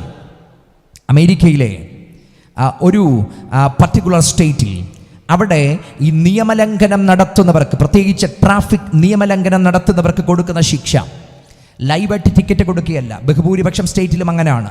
വാഹനം ഓടിച്ചു പോകുമ്പോൾ ലൈവായിട്ട് അവർ ടിക്കറ്റ് കൊടുക്കും, തടഞ്ഞു നിർത്തും, അല്ലെങ്കിൽ നിർത്തിയ ടിക്കറ്റ് കൊടുക്കും, അല്ലെങ്കിൽ അവർക്ക് ആ മെസ്സേജുകൾ അവരുടെ ഫോണിനകത്ത് വരും. പക്ഷേ ഈ സ്റ്റേറ്റുകളുടെ പ്രത്യേകത, ഇവിടെ 24 മണിക്കൂറും തുറന്നിരിക്കുന്നൊരു കോടതിയുണ്ട്. 24 മണിക്കൂറും തുറന്നിരിക്കുന്നൊരു കോടതി. ഈ കോടതിയിലേക്കാണ് ശരിക്കും ഇങ്ങനെയുള്ള ആൾക്കാരെ നേരിട്ട് കൊണ്ടുപോകുന്നത്. ഒരു പെൺകുട്ടി, അവളുടെ പ്രായം 19 വയസ്സ്. ഈ 19 വയസ്സ് പ്രായമുള്ളൊരു പെൺകുട്ടി അനുവദനീയമായ സ്പീഡിനേക്കാളും ഏതാണ്ട് 30 മൈൽ വേഗത്തിൽ കൂടുതൽ ഓടിച്ച്, അനുവദനീയമായ സോണിൽ അതിൻ്റെ വളരെയധികം വേഗത്തിൽ ഓടിച്ച് അലക്ഷ്യമായിട്ട് വണ്ടി ഓടിച്ചതിൻ്റെ പേരിൽ ഇവളെ പിടിച്ച കോടതിയുടെ മുമ്പിൽ കൊണ്ടുവന്നു. ഈ ജഡ്ജ് ഇവളെ അവിടെ വിചാരണ ചെയ്തപ്പോൾ അവരുടെ കുറ്റം ഏറ്റവും സംശയാതീതമായി അവിടെ തെളിയിക്കപ്പെട്ടു. ഇവൾ തെറ്റു ചെയ്തു എന്ന് കോടതിക്ക് ബോധ്യമായപ്പോൾ അവിടെ ലഭിക്കപ്പെടുന്ന ശിക്ഷ കുറേ വർഷങ്ങൾക്ക് പുറകില്ല. അമേരിക്കൻ ന്യൂസ് പേപ്പറിനകത്ത് വന്നൊരു സംഭവമാണ് ഞാൻ നിങ്ങളോട് പങ്കുവെക്കുന്നത്. അവിടെ അവൾക്ക് ശിക്ഷ വിധിക്കാൻ പോവുക ഒത്തിരിയൊന്നുമല്ല. ആ കാലത്ത് $100 അവൾ അടയ്ക്കണം, പിഴയടയ്ക്കണം. അതല്ലെങ്കിൽ 1 ദിവസത്തെ തടവ്. ഇതാണ് ഓവർ സ്പീഡിന് അവിടെ കൊടുത്ത ഒരു ശിക്ഷ എന്ന് പറയുന്നത്. അവൾക്ക് മുമ്പിൽ ആ ശിക്ഷ വിധിക്കപ്പെട്ടു. നീ ഇപ്പോൾ $100 പിഴയടയ്ക്കണം, അതല്ലെങ്കിൽ 1 ദിവസം നീ തടവിൽ കിടക്കണം. പക്ഷേ ഈ പെൺകുട്ടിയുടെ മാനസികാവസ്ഥ ആ നിമിഷത്തെ ഏറ്റവും തകർന്നതായതുകൊണ്ട്, ഇവൾ അലക്ഷ്യമായിട്ട് വീട്ടിൽ നിന്ന് ഡ്രൈവ് ചെയ്ത് പോകുന്നൊരു സാഹചര്യമായതുകൊണ്ട് അന്നേരം പേ ചെയ്യാൻ ഒരു $100 പോലും ഈ പെൺകുട്ടിയുടെ കയ്യിലില്ല. പിന്നെ അവൾക്ക് മുമ്പിൽ ഒറ്റ ഓപ്ഷനേ ഉള്ളൂ, അവിടെ നിന്ന് നേരെ അവളെ കൊണ്ടുപോകുന്നത് തടവറക്കകത്തേക്കാണ്. പക്ഷേ ഈ പെൺകുട്ടിയുടെ മുമ്പിൽ തടവറ മാത്രം തൻ്റെ മുമ്പിൽ നിൽക്കുമ്പോൾ, അവൾ ആ കോടതി മുറി വിടുന്നതിന് മുമ്പേ കോടതിക്കകത്തൊരു സംഭവം നടന്നു. ഇവൾക്ക് ശിക്ഷ വിധിച്ച, ഇവളുടെ തെറ്റ് മനസ്സിലാക്കിയ, ഈ തെറ്റിന് ശിക്ഷയുണ്ടെന്ന് അവിടെ വിളംബരം ചെയ്ത് അവിടെ തെറ്റിന് ശിക്ഷ വിധിച്ച ന്യായാധിപൻ തൻ്റെ ഔദ്യോഗിക വസ്ത്രം ഊരിയിട്ട് ആ മനുഷ്യൻ അവിടെ നിന്ന് ഇറങ്ങി വന്നിട്ട് ഈ പെൺകുട്ടിയുടെ കൈക്ക് പിടിച്ച് അവളെ ഒന്ന് ചേർത്ത് ഹഗ് ചെയ്തു. എന്നിട്ട് ആ പണമടയ്ക്കുന്ന കൗണ്ടറിന്റെ മുമ്പിൽ ഈ മനുഷ്യൻ അവളെയും കൊണ്ടുപോയിട്ട് ഇവൾ അടയ്ക്കേണ്ടുന്ന $100 ഇവൾക്ക് പകരമായിട്ട് ആ മനുഷ്യൻ അവിടെ പേ ചെയ്തു. കോടതി മുഴുവൻ സ്തബ്ധമായി നിന്നു. കാരണം ഇതിനു മുമ്പിൽ ഒത്തിരി കേസുകൾ ഇവിടെ വന്നു. അവർക്ക് പലർക്കും $100 പിഴയടച്ചു. ഒരിക്കലും ഈ ന്യായാധിപൻ അങ്ങനെ ചെയ്തിട്ടില്ല. വൈ? ഈ മനുഷ്യൻ എന്തുകൊണ്ട്? പക്ഷെ കോടതിയിൽ പിന്നീടാണ് ആൾക്കാർക്ക് മനസ്സിലായത്, ഈ മനുഷ്യന്റെ മകളാണ് ഈ അലക്ഷ്യമായിട്ട് വണ്ടി ഓടിച്ചു വന്നത്. ഏതാണ്ട് 4 മാസങ്ങൾക്ക് പുറകിൽ ആ വീട് വിട്ടിറങ്ങിപ്പോയ പെൺകുട്ടിയാണ്. ഈ 4 മാസങ്ങൾക്ക് ശേഷമാണ് ഈ അപ്പനും പെൺകുട്ടിയും തമ്മിൽ കണ്ടുമുട്ടുന്നത്.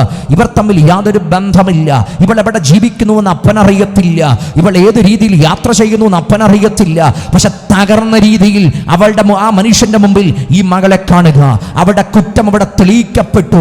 ജഡ്ജായതുകൊണ്ട് ലൂപ്ഹോളുകൾ കണ്ടെത്തി തൻ്റെ മകളെ വേണമെങ്കിൽ തനിക്ക് വെളിയിൽ വിടാം. പക്ഷേ ഒരു ജഡ്ജിന്റെ നീതിക്കകത്ത് നിന്നുകൊണ്ട് നീതി നടപ്പാക്കുന്നത് ഒരു ന്യായാധിപന്റെ ഏറ്റവും ധാർമ്മിക വിഷയമായതുകൊണ്ട്, ഒരു ന്യായാധിപൻ എന്ന നിലയിൽ നിന്നുകൊണ്ട് അത് സ്വന്തം മോളാണെങ്കിലും അപ്പൻ വിധിച്ചു, നീ ചെയ്തൊരു തെറ്റാണ്, നീ തെറ്റുകാരിയാണ്, ഈ തെറ്റിന് ശിക്ഷയുണ്ട്. ആ ശിക്ഷ $100 അല്ലെങ്കിൽ 1 ദിവസത്തെ തടവാണ്. പക്ഷേ ശിക്ഷ വിധിച്ച അപ്പൻ, നീതി നടപ്പാക്കിയ അപ്പൻ, സ്വന്തം മകളാണെങ്കിലും നീതി നടപ്പാക്കിയ അപ്പൻ മറ്റാരോടും കാണിക്കാത്ത ഒരു പ്രത്യേക ഫേവർ മകളോട് കാണിച്ചു. മറ്റെല്ലാവരുടെയും കേസിനകത്ത് അവർ തന്നെ അടച്ചപ്പോൾ, അല്ലെങ്കിൽ അവർ തടവിലേക്ക് പോയപ്പോൾ, സ്വന്തം മകളുടെ കാര്യത്തിനകത്ത് നീതി നടപ്പാക്കിയപ്പോൾ ഔദ്യോഗിക വസ്ത്രം അവിടെ ഊരി വെച്ചുകൊണ്ട് അവിടെ നിന്ന് ആ മനുഷ്യൻ നിലത്തിറങ്ങി വന്ന് ചെന്ന് അവളെ ഒന്ന് വാരിപ്പുണർന്ന് കെട്ടിപ്പിടിച്ച് അവളെയുമായിട്ട് പോയി.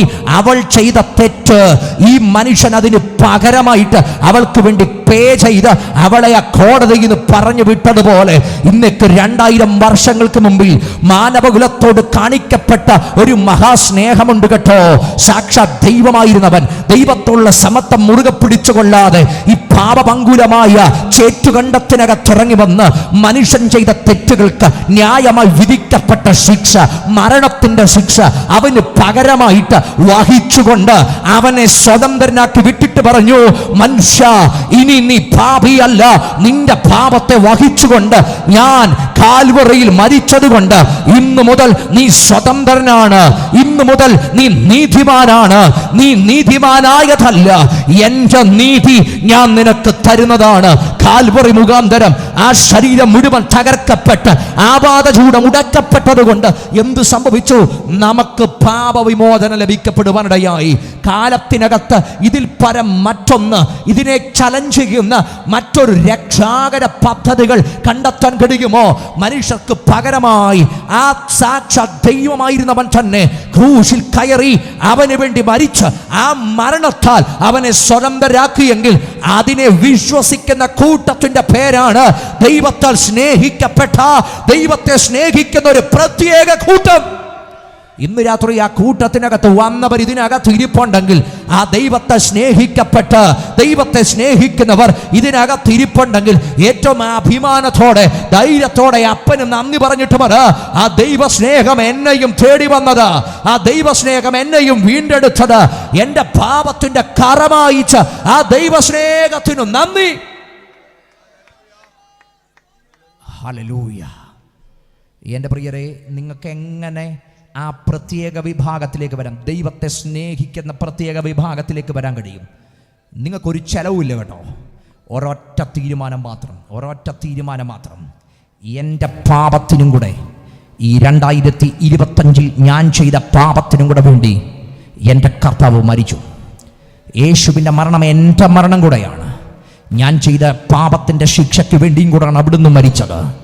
അവിടുന്ന് എൻ്റെ രക്ഷിതാവും അവിടുന്ന് എൻ്റെ കർത്താവുമാണെന്ന് ഞാൻ ഹൃദയം കൊണ്ട് സ്വീകരിച്ച് അത് വായ്കൊണ്ട് യേശുവേ അങ്ങൻ്റെ രക്ഷകനാണെന്ന്, കർത്താവാണെന്ന് ഞാൻ ഏറ്റുപറയുമ്പോൾ ഇപ്പോൾ മുതൽ, ആ നിമിഷം മുതൽ നിങ്ങൾ ദൈവത്തിൻ്റെ വിശേഷ കുടുംബത്തിൻ്റെ ഭാഗമാണ്. ഇന്നു മുതൽ നിങ്ങൾ അന്യരല്ല. ഇന്നു മുതൽ നിങ്ങൾ പരദേശികളല്ല. എല്ലാവർക്കും ലഭിക്കപ്പെടുന്ന ഒരു പരിരക്ഷയല്ല നിങ്ങൾക്ക് ലഭിക്കാൻ പോകുന്നത്. You are so special. എൻ്റെ പ്രിയരെ, നമ്മളൊക്കെ മനസാക്ഷി കാണിക്കുന്നവരെ, ചിലപ്പോഴൊക്കെ നമ്മൾ വല്ലാതെ തകർന്നവരെയൊക്കെ കാണുമ്പോൾ നമ്മൾ ഭയങ്കരമായിട്ട് ഹെൽപ്പ് ചെയ്യും. പക്ഷെ അതിനേക്കാൾ നമ്മൾ ഇടപെടും തകർന്ന നമ്മുടെ മക്കളെ കാണുമ്പം. നമ്മുടെ മകൻ വല്ലാതെ നമ്മുടെ മകൾ ജീവിതത്തിൽ വല്ലാതെ തകർക്കപ്പെട്ട് ഓടി വന്ന അപ്പൻ്റെ അടുക്കലേക്കൊന്ന് വാരിപ്പുണർന്നാൽ, അമ്മ അടുക്കിലേക്ക് വന്നൊന്ന് ഹഗ് ചെയ്താൽ ഏതൊരപ്പൻ്റെയും ഏതൊരമ്മയുടെയും മനസ്സൊന്നുടയും. കാരണം അവൻ എല്ലാവരെ പോലെയല്ല, അവൻ എനിക്ക് വിശേഷതയുള്ളവനാ. ഇന്ന് രാത്രി ഞാൻ പരിചയപ്പെടുത്തുന്ന ഒരു അപ്പനെയാ കേട്ടോ, ജീവിതത്തിൻ്റെ ഏതെങ്കിലുമൊക്കെ വഴിക്കകത്ത് തകർന്നുപോയി, എല്ലാം തകർന്നുപോയെന്ന്, എല്ലാം ഉടഞ്ഞുപോയെന്ന്, യാതൊരു വഴിയും എൻ്റെ മുമ്പിലില്ലെന്ന്, എല്ലാ സാധ്യതയും പോയത്, ജീവിതം തകർന്നെന്ന്, കുടുംബം തകർന്നെന്ന്, ഇനി രക്ഷയ്ക്കൊരു വഴിയില്ല, വല്ലാത്ത ടെൻഷൻ വഹിച്ചുകൊണ്ടിരിക്കുന്നു, എനിക്ക് പുറത്തു വരണം, കൊതിയുണ്ടോ? ഇന്ന് രാത്രി നിങ്ങളെ സ്നേഹിക്കുന്ന ഒരു അപ്പനുണ്ട്, നിങ്ങളെ സ്നേഹിക്കുന്ന ഒരു രക്ഷിതാവുണ്ട്. നിങ്ങൾക്ക് മുമ്പിൽ രക്ഷയുടെ വാതിൽ ഒരുക്കി വെച്ച് നിങ്ങൾക്ക് മുമ്പിൽ സ്നേഹത്തിന്റെ വായ്പക നൽകാൻ കാത്തിരിക്കുന്ന ഒരപ്പനെ ഇന്ന് രാത്രി ഞാൻ പരിചയപ്പെടുത്തുന്നു. ആ അപ്പനത്ര നാസറേയനായ യേശു. ജീവിതത്തിന്റെ ഏത് കനത്ത വഴികൾക്കകത്തും തൊടാൻ കഴിയുന്ന ഒരു അപ്പനുണ്ട്. ഈ കഴിഞ്ഞ ദിവസം ഞാനൊരു യോഗത്തിനകത്ത് പങ്കെടുക്കുന്നു. കുറേ ചെറുപ്പക്കാരുടെ യോഗമാണ്. ഈ യോഗത്തിനകത്ത് പലരും ഓടി വന്ന് ഞാൻ ഏറ്റവും അവസാനം അവിടെ പറഞ്ഞു നിർത്തിയത് നിങ്ങളെ സ്നേഹിക്കുന്ന ഒരു യേശുപ്പനുണ്ടെന്ന്. ഇതങ്ങോട്ട് പറഞ്ഞു നിർത്തിക്കഴിഞ്ഞപ്പം ഒത്തിരി പേര് കരഞ്ഞുകൊണ്ട്, ചെറുപ്പക്കാർ 13, 14, 15 വയസ്സൊക്കെ പ്രായമുള്ള ചെറുപ്പക്കാർ ഒത്തിരി പേർ കരഞ്ഞുകൊണ്ട് അലറി വിളിച്ച് കർത്താവിൻ്റെ സാന്നിധ്യത്തിന് മുമ്പിൽ വരുന്നത് കണ്ടു. ഇവർ പലരും ഏറ്റവും വ്യക്തിപരമായി പ്രാർത്ഥിക്കാൻ വന്നപ്പോൾ പറഞ്ഞൊരു കാര്യം, 2 സംഭവങ്ങൾ എന്നെ ഞെട്ടിപ്പിച്ചു കളഞ്ഞു. 13 വയസ്സുള്ള ഒരു പെൺകുട്ടി പറയുന്നത് 3 വർഷമായിട്ട് ആ പെൺകുഞ്ഞ് ഡിപ്രഷനകത്താണ്. 13 വയസ്സ് മാത്രം പ്രായമാണ്. 3 വർഷമായിട്ട് അവൾ ഡിപ്രഷനകത്താണ്. 4 വട്ടം സൂയിസൈഡ് അറ്റംപ്റ്റ് നടത്തി. ഈ നമ്മുടെ രാജ്യത്തല്ല, ഏറ്റവും ജീവിക്കാൻ സെറ്റപ്പുള്ള, ഒരു കുഴപ്പവുമില്ലാത്ത മറ്റൊരു രാജ്യത്ത് ജീവിക്കുന്ന ഒരു പെൺകുട്ടിയുടെ കാര്യം ഞാൻ പറഞ്ഞേ.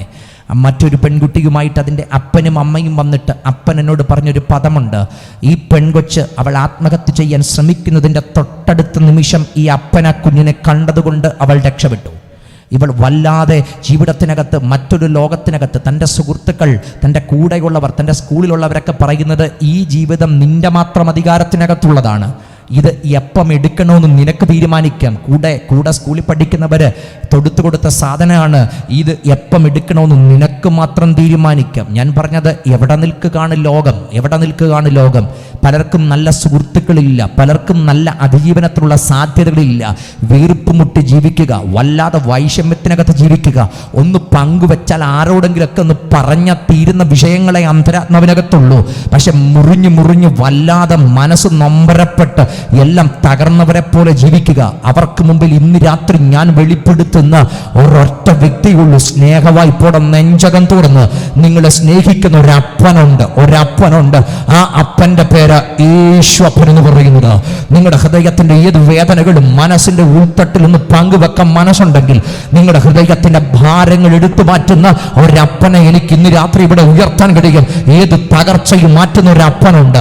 ഏത് വിഷയത്തിനകത്തും ഇടപെടുന്ന ഒരു അപ്പനുണ്ട്. നിങ്ങളുടെ കനത്ത വെല്ലുവിളികൾക്കകത്തും ഇറങ്ങി വന്ന് നിങ്ങളെ തൊടാൻ കഴിയുന്ന ഒരു അപ്പനുണ്ട്. ആശ്വാസത്തിന്റെ കേന്ദ്രമായ ഒരു അപ്പനുണ്ട്. സകല ആശ്വാസങ്ങളുടെയും ഉറവിടമായ ഒരു അപ്പനുണ്ട്. സ്നേഹിക്കുന്ന ഒരു അപ്പനുണ്ട്. പാപത്തെ ക്ഷമിക്കുന്ന ഒരു അപ്പനുണ്ട്. ചെയ്തു പോയ തെറ്റുകൾ ഓർത്തോർത്ത് പറഞ്ഞ് എന്നും അതിന് നേരെ വിരൽ ചൂണ്ടി ആക്ഷേപം പറയുന്ന ലോകത്താണ് നമ്മൾ ജീവിക്കുന്നത്. പക്ഷേ ക്ഷമിച്ചുവെന്ന് പറഞ്ഞാൽ പിന്നെയും ഈ അപ്പൻ അത് ഓർക്കത്തില്ല. നിങ്ങളോട് ക്ഷമിച്ചെന്ന് പറഞ്ഞാൽ എന്നേക്കുമായി നിങ്ങൾക്ക് ക്ഷമ തരുന്ന ഒരാളെ കണ്ടെത്താൻ പറ്റുമെങ്കിൽ ഞാൻ പറയും അത് നസ്രയനായ യേശുവിലല്ലാതെ മറ്റൊരാളിൽ കണ്ടെത്താൻ പറ്റത്തില്ല. നിങ്ങളുടെ ലൈഫ് സ്പെഷ്യൽ ആകട്ടെ. 29 വയസ്സ് പ്രായമുള്ള ഒരു ചെറുപ്പക്കാരൻ ഒരിക്കൽ അവനോട് സംസാരിച്ചപ്പോൾ പറഞ്ഞു, കഴിഞ്ഞ 4 മാസം വിട്ട് അവൻ ഉറങ്ങാൻ പറ്റുന്നില്ല. അവൻ പറഞ്ഞു, കുറ്റബോധം കൊണ്ട് എൻ്റെ മനസ്സ് ജീവിക്കുന്നു. 22ാമത്തെ വയസ്സിൽ താൻ ചെയ്തു പോയൊരു തെറ്റ്, താൻ കാണിച്ച ഒരു തെറ്റ്, ഇന്ന് അതിനുശേഷം താനൊന്ന് റിക്കവറായിട്ട് താൻ വിവാഹം കഴിച്ചു. ഇന്ന് തനിക്കൊരു ആൺകുട്ടിയുണ്ട്, 1.5 വയസ്സ് പ്രായമുണ്ട്. പക്ഷേ ഇവനെ നോക്കിയിട്ട് ഈ അപ്പൻ ഉറങ്ങാൻ പറ്റുന്നില്ല. പെട്ടെന്ന് ആ ഒരു സുപ്രഭാതത്തിൽ തുടങ്ങി വല്ലാത്ത കുറ്റബോധം, പഴയ ഓർമ്മകൾ ഇവൻ്റെ മനസ്സിനകത്തോട് വരിക. ഭാര്യയുടെ മുഖത്ത് നോക്കാൻ പറ്റുന്നില്ല, ഈ കുഞ്ഞിൻ്റെ മുഖത്ത് നോക്കാൻ പറ്റുന്നില്ല. 4 മാസമായി ചെറുപ്പക്കാരൻ ഉറങ്ങിയിട്ട് ഒരു ഭ്രാന്തനെ പോലെ. അവൻ പറഞ്ഞു, ഞാൻ ജീവിതം തന്നെ ചിലപ്പോൾ അവസാനിപ്പിച്ച് കളയും, എനിക്ക് നിൽക്കാൻ കഴിയുന്നില്ല. വല്ലാത്തൊരവസ്ഥക്കകത്ത് അവൻ നിൽക്കുക. അവൻ ചോദിച്ചു, എങ്ങനെ എനിക്ക് ഈ തടവറക്കകത്തുനിന്ന് പുറത്തു വരാൻ കഴിയും? ഇതിനകത്തുനിന്ന് പുറത്തു വന്നില്ലെങ്കിൽ ഞാൻ തകർന്നു പോകും.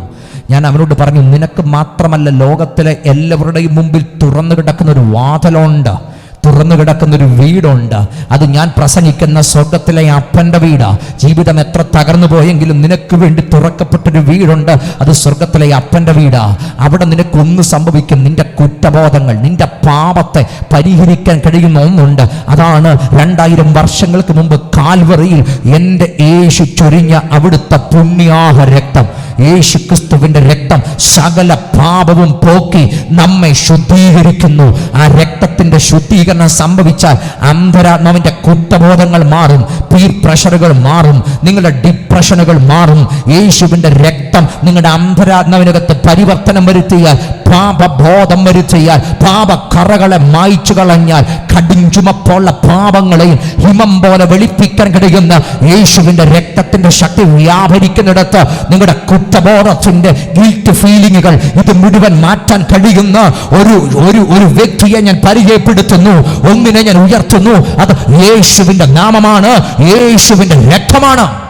ഈ ചെറുപ്പക്കാരൻ എന്നെ അടുത്ത ദിവസം വിളിച്ചിട്ട് അവൻ പറഞ്ഞൊരു കാര്യമുണ്ട്. കഴിഞ്ഞ 4 മാസത്തിന് ശേഷം സ്വസ്ഥതയോടെ ഞാൻ ഉറങ്ങിയൊരു രാത്രി ഉണ്ടെങ്കിൽ കഴിഞ്ഞ രാത്രിയാന്ന് പറഞ്ഞു. എന്താ കഴിഞ്ഞ രാത്രി അവന് സംഭവിച്ചത്? അവന്റെ ഹൃദയം ആ സ്നേഹ കടലിനകത്ത് മുങ്ങി. ആ സ്നേഹത്തിന്റെ കടലിനകത്ത് അവൻ മുങ്ങി. ആ സ്നേഹ സാഗരത്തിനകത്ത് അവൻ മുങ്ങി. ആ സ്നേഹ വായ്പകൾ അവനെ ചേർത്തണച്ചു. അപ്പന്റെ കരം അവന്റെ ജീവിതത്തിനകത്തേക്ക് ഇറങ്ങി വന്നു. അവന്റെ കുറ്റബോധങ്ങൾ മായ്ക്കപ്പെട്ടു. ഇന്ന് നല്ല കുടുംബത്തിൽ നല്ലതായിട്ടൊരു ഭർത്താവിന്റെ ഉത്തരവാദിത്വം ചെയ്ത് ആ ചെറുപ്പക്കാരൻ ജീവിക്കുന്നുണ്ട്. എവിടെയാ സംഭവിച്ചത്? യേശുവിന്റെ രക്തം സകല പാപവും പോക്കി നമ്മെ ശുദ്ധീകരിക്കുന്നു. നിങ്ങൾക്ക് സ്പെഷ്യൽ ആകണോ? ദൈവ സ്നേഹത്തെ നിങ്ങൾ ആഴത്തിൽ തിരിച്ചറിയണോ? വെറുതെ എല്ലാവർക്കും വേണ്ടി വെളിപ്പെടുത്തുന്ന സൂര്യൻ എല്ലാവർക്കും ഉള്ളതുപോലെ, താപം എല്ലാവർക്കും ഉള്ളതുപോലെ, മഴയും വെയിലും എല്ലാവർക്കും ഉള്ളതുപോലെ എല്ലാവർക്കുമുള്ള അനുഭവങ്ങളല്ല. ഈ അപ്പന്റെ ഏറ്റവും സ്വന്തമായി, ഈ അപ്പന്റെ ഏറ്റവും അടുത്തായിട്ടുള്ള ഒരനുഭവത്തെ അനുഭവിക്കാൻ ഇന്ന് രാത്രി എന്നെ ഒന്ന് കരം പിടിക്കണേ എന്ന് ഉൾത്തട്ട് നിങ്ങൾക്കൊരാഗ്രഹമുണ്ടെങ്കിൽ ഞാൻ ഇന്ന് രാത്രി നിങ്ങളോട് പറയുന്നു, യേശു നിങ്ങളുടെ കരം പിടിക്കും. യേശു നിങ്ങളുടെ ഹൃദയത്തെ തൊടും. യേശു നിങ്ങളെ സ്വാന്തനിപ്പിക്കും. യേശു നിങ്ങൾക്ക് സമാധാനം തരും. യേശു നിങ്ങൾക്ക് സ്വസ്ഥത തരും. യേശു നിങ്ങളുടെ കൈ പിടിക്കും. ഇങ്ങനത്തെ ഒരപ്പനെ ഞങ്ങൾ പാടുന്ന ഒരു പാട്ടുണ്ട്, യേശുവൻ സ്വന്തം. ഹല്ലേലൂയ. അവിടുന്ന് എൻ്റെ സ്വന്തമാണ്, ഞാൻ അവിടുത്തെ സ്വന്തമാണ്. അവിടുന്ന് സ്വന്തമായതുകൊണ്ട് എൻ്റെ ചരിത്രം മാറിയത്, അവിടുന്ന് സ്വന്തമായതുകൊണ്ട് എൻ്റെ അവസ്ഥകൾ മാറിയത്. ഇന്ന് രാത്രി ഞാൻ സ്പെഷ്യലായത് എന്തുകൊണ്ടെന്ന് അറിയുമോ? അവിടുന്ന് എൻ്റെ ചരിത്രം മാറ്റിയത് കൊണ്ട്. ഇന്ന് രാത്രി ഞാൻ പങ്കുവെക്കുന്നു, എല്ലാവർക്കുമുള്ള അനുഗ്രഹങ്ങൾ മാത്രമല്ല, ഏറ്റവും സ്പെഷ്യലായിട്ടുള്ള അനുഗ്രഹങ്ങൾ ഈ രാത്രി അനുഭവിക്കാൻ വേണ്ടി നിങ്ങളുടെ ജീവിതത്തെ എറിഞ്ഞു കൊടുക്കണം. ഒന്നും ചെയ്യണ്ട, മനസ്സിൻ്റെ ഉൾത്തട്ടുകൊണ്ട് അപ്പാ ഇന്ന് രാത്രി ഞാനൊരു ഭാവിയാ, തെറ്റ് സംഭവിച്ചിട്ടുണ്ട്, കുറവ് സംഭവിച്ചിട്ടുണ്ട്, പക്ഷെ ഞാൻ വിശ്വസിക്കുന്നു അങ്ങയുടെ രക്തത്തിന് എന്നെ കഴുകാൻ കഴിയും, യേശുവിന് എന്നെ ശുദ്ധീകരിക്കാൻ കഴിയും. അവിടുന്ന് എന്നെ മാർവോടടുത്തു പിടിച്ച് എനിക്ക് ആശ്വാസം നൽകുന്ന ഒരപ്പനുണ്ടെന്ന് വായി തുറന്ന് എത്ര പേർക്ക് ഇന്ന് രാത്രി അങ്ങനെ അപ്പാ എന്ന് വിളിക്കാൻ കഴിയും? 1-2 മിനിറ്റ് വായി ഒന്ന് തുറന്ന് വിളിച്ചോ, അപ്പാ എന്ന് വിളിച്ചോ. ഈ രാത്രി നിങ്ങൾ അനുഭവിക്കും. ഞാൻ ഈ ചുറ്റുപാടിനോട് മുഴുവൻ പറയുന്നു, ജീവിതത്തിന്റെ ഏതെങ്കിലുമൊക്കെ കോണിൽ ഒരു അനാഥത്വം അനുഭവിക്കുന്നവരാണോ നിങ്ങൾ? തകർന്നവരാണോ നിങ്ങൾ? സഖികളില്ലാതെ ഭാരപ്പെടുന്നവരാണോ നിങ്ങൾ? കൂടെ ആരുമില്ല, കൂടപ്പറപ്പുകളില്ലെന്നോർത്ത് നെഞ്ചകം നീറിക്കരയുന്നവരാണോ? ഈ രാത്രി അപ്പനെയാ ഞാൻ പരിചയപ്പെടുത്തുന്നത്. ഏത് കഷ്ടങ്ങളിലും ഇറങ്ങി വരുന്ന ഒരു അപ്പൻ, ഏത് രോഗങ്ങളെയും സൗഖ്യമാക്കുന്ന ഒരു അപ്പൻ, ഏത് പാപഭാരങ്ങളെയും മായ്ക്കുന്ന ഒരപ്പൻ, കൂടെ ഇറങ്ങി വന്ന് ആശ്വാസത്താൽ എന്നെ ചേർത്ത് പിടിക്കുന്ന ഒരു അപ്പനെ ഇന്ന് രാത്രി വായി തുറന്ന് ആ കരങ്ങൾ സ്വർഗത്തേക്കൊന്ന് ഉയർത്തിപ്പിടിച്ച് എത്ര പേർക്ക് പറയാൻ കഴിയും യേശു അപ്പാ, അപ്പാ എന്ന് വിളിക്കാൻ? ഇന്ന് രാത്രി നിങ്ങൾ തയ്യാറാകുന്നെങ്കിൽ യേശുവിന്റെ കരം ഈ രാത്രി നിങ്ങളെ തൊടുക. ഇത് സൗഖ്യത്തിന്റെ നിമിഷങ്ങള്, ഇത് സൗഖ്യത്തിന്റെ നിമിഷങ്ങള്, ഇത് സമാധാനത്തിന്റെ നിമിഷങ്ങള്, ഇത് സ്വാതന്ത്ര്യത്തിന്റെ നിമിഷങ്ങള്. യേശുവിന്റെ നാമത്താൽ, യേശുവിന്റെ വചനത്താൽ, അവിടുത്തെ ആത്മാവിനാൽ, അവിടുത്തെ രക്തത്താൽ ഇന്ന് രാത്രി നിങ്ങളെ തൊടുവാൻ ഞാൻ പ്രസംഗിക്കുന്ന യേശുവിന് കഴിയും. നിങ്ങളെ ഏറ്റവും സ്പെഷ്യലായി നെഞ്ചോട് ചേർത്ത് പിടിക്കുന്ന ഒരു അപ്പനുണ്ട്. ഇനി ഞാൻ 3ാമത്തെ കാര്യം പറയും. ദൈവത്തെ സ്നേഹിക്കുന്നവർക്ക്, നിർണയപ്രകാരം വിളിക്കപ്പെട്ടവർക്ക് എന്തു സംഭവിക്കും? 2 കാര്യം ഞാൻ അങ്ങ് വിടുക. സകലവും നന്മയ്ക്കായി കൂടി വ്യാപരിക്കും. ഏറ്റവും സ്പെഷ്യലായിട്ട് നിങ്ങൾ കർത്താവിനെ അറിയുന്നെങ്കിൽ നിങ്ങൾക്ക് വേണ്ടി ആ ദൈവം ചെയ്യുന്നതും ഏറ്റവും സ്പെഷ്യലായിട്ടാണ്. ആ സ്പെഷ്യലാണ് ഞാൻ ഇവിടെ പറഞ്ഞത്, നന്മയ്ക്കായി കൂടി വ്യാപരിക്കുന്നു. എൻ്റെ പ്രിയരെ, സമൂഹം നോക്കുമ്പോൾ നമ്മുടെ ലൈഫിനകത്ത് നടന്നതെല്ലാം ഒന്നും നന്മയെന്ന് പറയത്തില്ല. ഈ കർത്താവിനെ നിങ്ങൾ ഏറ്റവും അടുത്ത് അനുഭവിക്കുന്നത് കൊണ്ട് ഇനി ഒരു ക്രൈസിസും നിങ്ങളുടെ ആയുസ്സിൽ വരത്തില്ലെന്ന് പറയാൻ എന്നെക്കൊണ്ട് കഴിയത്തില്ല. പ്രസംഗിക്കുന്ന ഞാനും കേൾക്കുന്ന നിങ്ങളും പാടുന്ന പ്രിയ സഹോദരങ്ങളും ഞങ്ങളൊക്കെ പല ക്രൈസിസുകളിലൂടെ പോകുന്നവരാ, പല തകർച്ചകളിലൂടെ പോകുന്നവരാ. ജീവിതത്തിൻ്റെ ഏറ്റവും അടിപ്പറ്റ തകർച്ചകൾ പലപ്പോഴും ഞങ്ങളുടെ ലൈഫിനകത്തൊക്കെ വന്നിട്ടുണ്ട്. പക്ഷെ അതിനകത്ത് ഞങ്ങൾ കർത്താവിനെ ഏറ്റവും അടുത്ത് അനുഭവിച്ചപ്പം മനസ്സിലാക്കിയൊരു യാഥാർത്ഥ്യമുണ്ട്. അന്നേരവും ഈ കരം ഞങ്ങൾക്ക് വേണ്ടി ഇറങ്ങി വന്ന ഈ കർത്താവിനെ ആസ്വദിക്കാൻ, ഈ കർത്താവിനെ അനുഭവിക്കാൻ ജീവിതത്തിൻ്റെ കഠിന വഴികൾക്കകത്തും കൂടെ കൈപിടിക്കുന്ന ഒരപ്പനുണ്ട്. അവിടുന്ന് വാഴുന്നത് കൊണ്ട് ആകുലമില്ലെന്ന്, നാളെയൊന്നും ഭീതിയില്ലെന്ന്, ഭാവിയെല്ലാം അവിടുത്തെ കയ്യിലെന്നോർത്താൽ എത്ര ധന്യമേ ഈ ലോക ജീവിതമെന്ന് പറയത്തക്ക നിലയിൽ ഞങ്ങളുടെ ജീവിതത്തിൽ നന്മ ചെയ്തൊരു ദൈവമുണ്ട്, നന്മ പ്രവർത്തിച്ചൊരു ദൈവമുണ്ട്. ഇന്ന് രാത്രി ദേശത്തോട് ഞാൻ പറയാം, ഈ ക്രിസ്തുവിനെ നിങ്ങൾ ആഴത്തിൽ അനുഭവിച്ചാൽ നിങ്ങളുടെ ലൈഫിന്റെ ഗുണം ഞാൻ പറയാം. നിങ്ങൾ പോകുന്ന എല്ലാ വഴികളിലും നിങ്ങൾക്കൊരു കാര്യം മനസ്സിലാക്കാൻ കഴിയും, ആ വഴി ഞാൻ ഒറ്റക്കല്ല, ആ വഴിയിൽ എൻ്റെ കൂടെ ഇറങ്ങി വരുന്ന ഒരു അപ്പനുണ്ട്, എൻ്റെ കൈ പിടിക്കുന്ന ഒരു അപ്പനുണ്ട്, ഞാൻ അറിയുന്നൊരു സ്നേഹമുണ്ട്. ക്രിസ്തുവിനെ ഞങ്ങൾ അല്ലെങ്കിൽ കേട്ടവരല്ല, ക്രിസ്തുവിനെ ഞങ്ങൾ രുചിച്ചറിഞ്ഞവരാ. ക്രിസ്ത്യാനിത്വത്തിൻ്റെ ഏറ്റവും അടിസ്ഥാനപരമായ തത്വം ഞാൻ പറയാം, കേട്ടറിവിനകത്ത് ജീവിക്കുന്നവരല്ല ഞങ്ങൾ, അനുഭവത്തിനകത്ത് ജീവിക്കുന്നവരാണ് ഞങ്ങൾ. ക്രിസ്തു നിങ്ങൾക്ക് ആരെന്ന് ചോദിച്ചാൽ ഞങ്ങൾക്ക് പറയും, ഞങ്ങൾക്ക് അനുഭവിക്കാൻ പറ്റുന്ന ഒരാളാണ് ക്രിസ്തു, അനുഭവിക്കാൻ പറ്റുന്ന ഒരാളാണ് ക്രിസ്തു. അവിടുത്തെ ഞങ്ങൾ രുചിച്ചറിഞ്ഞതാ കേട്ടോ, രുചിച്ചറിഞ്ഞതാ. ഞങ്ങൾ സാമ്പിൾ ചെയ്തതിനെ അല്ല ഞങ്ങൾ പ്രസംഗിക്കുന്നത്, ഞങ്ങൾ ടേസ്റ്റ് ചെയ്തതിനെ ഞങ്ങൾ പ്രസംഗിക്കുന്നത്. നമ്മൾ അങ്ങാടികളിൽ, കവലകളിൽ, ഫെസ്റ്റുകൾക്കകത്തൊക്കെ ചെല്ലുമ്പോൾ ആലുവ കൗണ്ടറിനകത്തുനിന്ന് ഒരു ഇറ്റലിവ സാമ്പിൾ ചെയ്യാൻ നമ്മുടെ കൈ തരും. ഈ ഇറ്റലിവ സാമ്പിൾ ചെയ്ത് കഴിയുമ്പോൾ നമുക്ക് അന്നേരം തോന്നും, നല്ല ടേസ്റ്റ്. നമ്മൾ പറയും 1 കിലോ എടുക്കാൻ പറയും. ഈ 1 കിലോ അലുവയും എടുത്തുകൊണ്ട് വീട്ടിൽ വന്ന് ഇച്ചിരി വലിയ കഷ്ണം കൊണ്ട് മുറിച്ച് കഴിച്ചപ്പം പറഞ്ഞൂടാ, അവിടെ സാമ്പിൾ ചെയ്ത ടേസ്റ്റ് ഇതിനകത്തില്ലല്ലോ. എന്നാ സംഭവിച്ചത്? ആ സാമ്പിൾ ചെയ്ത ഒരിറ്റ് എൻ്റെ ടേസ്റ്റ് ബഡ്സിനെ സാഹചര്യം വെച്ചൊന്ന് ഉണർത്തി, പക്ഷേ അതിൻ്റെ ഫുൾനെസ്സിൽ അത് കഴിച്ചപ്പം മനസ്സിലായി, ആ സാമ്പിൾ ചെയ്തതിൻ്റെ ടേസ്റ്റ് ഇതിനകത്തില്ല. ഇതുപോലെയുള്ള കവല യോഗങ്ങളിൽ, സുവിശേഷ യോഗങ്ങൾക്കകത്ത് ഞങ്ങൾ ഒന്ന് സാമ്പിൾ ചെയ്തു ക്രിസ്തുവിനെ. അങ്ങനെ ഞങ്ങൾ അറിഞ്ഞനുഭവിച്ച് ഇതിനകത്തോട്ട് വന്നതാ. ആരും ഞങ്ങൾക്ക് ഇവിടെ മുൻ മന്ത്രി ഇവിടെ ഓർപ്പിച്ചതുപോലെ ധനം കിട്ടിയിട്ട് വന്നതല്ല. ധനം കിട്ടി 500-ന് വന്നതായിരുന്നെങ്കിൽ 1000-ന് തിരിച്ചു പോയേനെ. 5000 കിട്ടിയിട്ട് വന്നിരുന്നെങ്കിൽ 10,000-ന് തിരിച്ചു പോണേ. എന്നാൽ ഒറ്റക്കാര്യം പറയാം, 10,000 അല്ല, ഈ കഴുത്തറത്താലും എന്നെ ഒരാളെ കൊന്ന് കഴുത്തറത്ത് വിടാം. പക്ഷെ എനിക്കപ്പുറത്തേക്ക് 10,000 ഇവിടുന്ന് എഴുന്നേറ്റിട്ട് യേശു മാത്രം കർത്താവെന്ന്, യേശു മാത്രം രക്ഷിതാവെന്ന്, യേശുവിനെ ഉയർത്തു പറയുന്ന ഒരു 10,000 ഇതിനകത്ത് എഴുന്നേൽക്കും. കാരണം ഞങ്ങൾ ഇതിനെ സാമ്പിൾ ചെയ്തതല്ല, ഞങ്ങൾ ഇതിനെ ടേസ്റ്റ് ചെയ്തതാ, ഞങ്ങൾ ഇതിനെ അനുഭവിച്ചതാ. ക്രിസ്തുവിനെ പറ്റി കേട്ടവരല്ല ഞങ്ങൾ, ക്രിസ്തുവിനെ പറ്റി എഴുതിയവരല്ല ഞങ്ങൾ, ക്രിസ്തുവിനെ പറ്റി കേവലം വാക്കുകൊണ്ട് പുലമ്പിയവരല്ല ഞങ്ങൾ, ക്രിസ്തുവിനെ ആഴത്തെ തട്ടിനകത്ത് ഞങ്ങൾ അനുഭവിച്ചവരാ. ജീവിതത്തിന്റെ കനത്ത വഴികളിലും കാർമുകിലേറിയ വഴികൾക്കകത്തും ഇരുണ്ട പർവ്വതങ്ങളുടെ താഴ്വരകളിലെത്തും ഞങ്ങൾ അനുഭവിച്ച ഒന്നുണ്ട്. അതാണ് ഞങ്ങൾക്ക് വേണ്ടി ഇറങ്ങി വന്ന ആ ക്രിസ്തു സാന്നിധ്യം, ജീവിതത്തിന്റെ ഇരുട്ടറകളെ വെളിച്ചമാക്കിയ ക്രിസ്തു സാന്നിധ്യം ഞങ്ങൾ അനുഭവിച്ചിട്ട് നിങ്ങൾ ചോദിക്കുക, ഇപ്പോഴും കൊതി തീർന്നിട്ടില്ല. അതുകൊണ്ടല്ല ഈ 35-ാമത്തെ വയസ്സിൽ ഇവിടെ നിന്നിട്ട് ഏറ്റവും ധൈര്യത്തോടെ പ്രസംഗിക്കുന്നത്. അനുഭവിച്ചിട്ട് ഇന്ന് വരെ കൊതി തീരാത്ത ഒരാളുണ്ടെങ്കിൽ എൻ്റെ അപ്പൻ മാത്രം. അതല്ലാതെ ആയുസിനകത്ത് കണ്ടതും കേട്ടതും കഴിച്ചതും ഒക്കെ ഒരു കാലത്തിന് ശേഷം മടുത്തു പോയിട്ടുണ്ട്. നമ്മൾ പലതും കൊതിയോടെ കാണും, പലതും നമ്മൾ ആഗ്രഹിക്കും. എൻ്റെ പ്രിയരെ, ഇതൊരു നിരന്തരമാകുമ്പോൾ നമ്മൾ ഇതൊക്കെ അങ്ങ് മടുത്തു പോവും. അതെന്താണേലും മടുക്കും. പക്ഷേ ഈ ആയുസിൻ്റെ, എനിക്ക് സുവിശേഷ വേലയിൽ എൻ്റെ 18 വർഷത്തെ എക്സ്പീരിയൻസ് മാത്രമേ ഉള്ളൂ. കഴിഞ്ഞ 18 വർഷത്തെ എക്സ്പീരിയൻസേ ഉള്ളൂ. ഈ 18 വർഷം കൊണ്ട് ഞാൻ ആഴത്തെ തട്ടിൽ അനുഭവിക്കുന്ന ഒരാളുണ്ട്.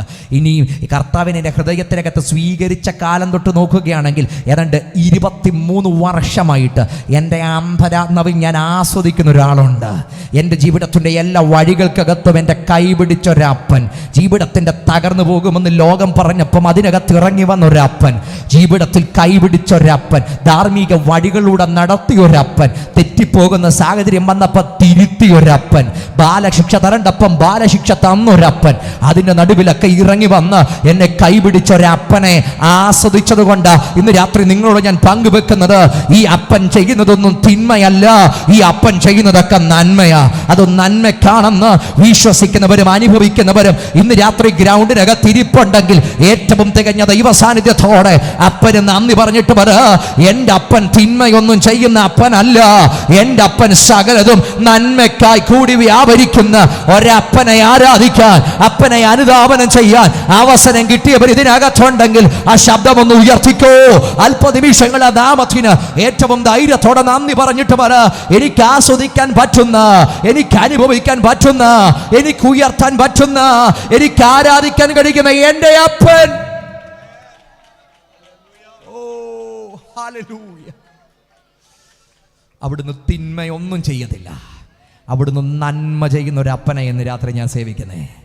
എത്ര പേർക്ക് ഹൃദയത്തിൽ ഇന്ന് രാത്രി പറയാൻ കഴിയും, ഞാൻ പറഞ്ഞത് ഇപ്രകാരം, ദൈവത്തെ സ്നേഹിക്കുന്നവർക്ക്, നിർണയപ്രകാരം വിളിക്കപ്പെട്ടവർക്ക്, 2 പദം ഞാൻ നിർണയപ്രകാരം വിളിക്കും. ശരിക്കും അതൊക്കെ ലോകസ്ഥാപനത്തിലേക്ക് പോകണം. ലോകസ്ഥാപന മുമ്പുള്ള വിളി, പുത്രത്വത്തിലേക്കുള്ള വിളി, കുടുംബത്തിലേക്കുള്ള വിളി, അങ്ങനെ അനവധിയായിട്ട് ആ ഭാഗങ്ങൾ കിടക്കുക. ഞാൻ പക്ഷേ സിമ്പിളായി 3 കാര്യം മാത്രം പറഞ്ഞത്. സാർവത്രികമായി എല്ലാവർക്കും വേണ്ടിയുള്ള ദൈവത്തിൻ്റെ പ്രവൃത്തിയുണ്ട്. ഇനി താൻ ഏറ്റവും സ്നേഹിക്കുന്ന സ്നേഹത്തെ തിരിച്ചറിഞ്ഞവർക്ക് വേണ്ടിയുള്ള ദൈവത്തിൻ്റെ പ്രവൃത്തിയുണ്ട്. ഇതിൻ്റെ അവസരം ലിമിറ്റഡ് പീപ്പിളിന് വേണ്ടി മാത്രമല്ല. ചിലടത്തൊക്കെ നമ്മൾ കാണാറുണ്ട് ലിമിറ്റഡ് സീറ്റ്സ് ഓൺലി, ഇത്ര ലിമിറ്റഡ് സീറ്റ്സേ ഉള്ളൂ. പക്ഷേ അൺലിമിറ്റഡ് സീറ്റ്സ് ഉള്ള ഒരിടമാണ് അപ്പൻ്റെ സ്നേഹത്തിൻ്റെ ഇടം എന്ന് പറയുന്നത്. ആ കുടുംബത്തിനകത്ത് 10 പേരല്ല, 10,000 പേരല്ല. ഇന്ന് രാത്രി ഞാൻ വിശ്വസിക്കുന്നു, ഈ ദേശത്ത് ഹൃദയം തുറക്കാൻ ഈ രാത്രി നിങ്ങൾക്ക് മനസ്സുണ്ടെങ്കിൽ നിങ്ങളും ആ കുടുംബത്തിൻ്റെ ഭാഗമാ. ഇത് മതം മാറണ്ട, ഇത് മനസ്സ് മാത്രം മാറിയാൽ മതി.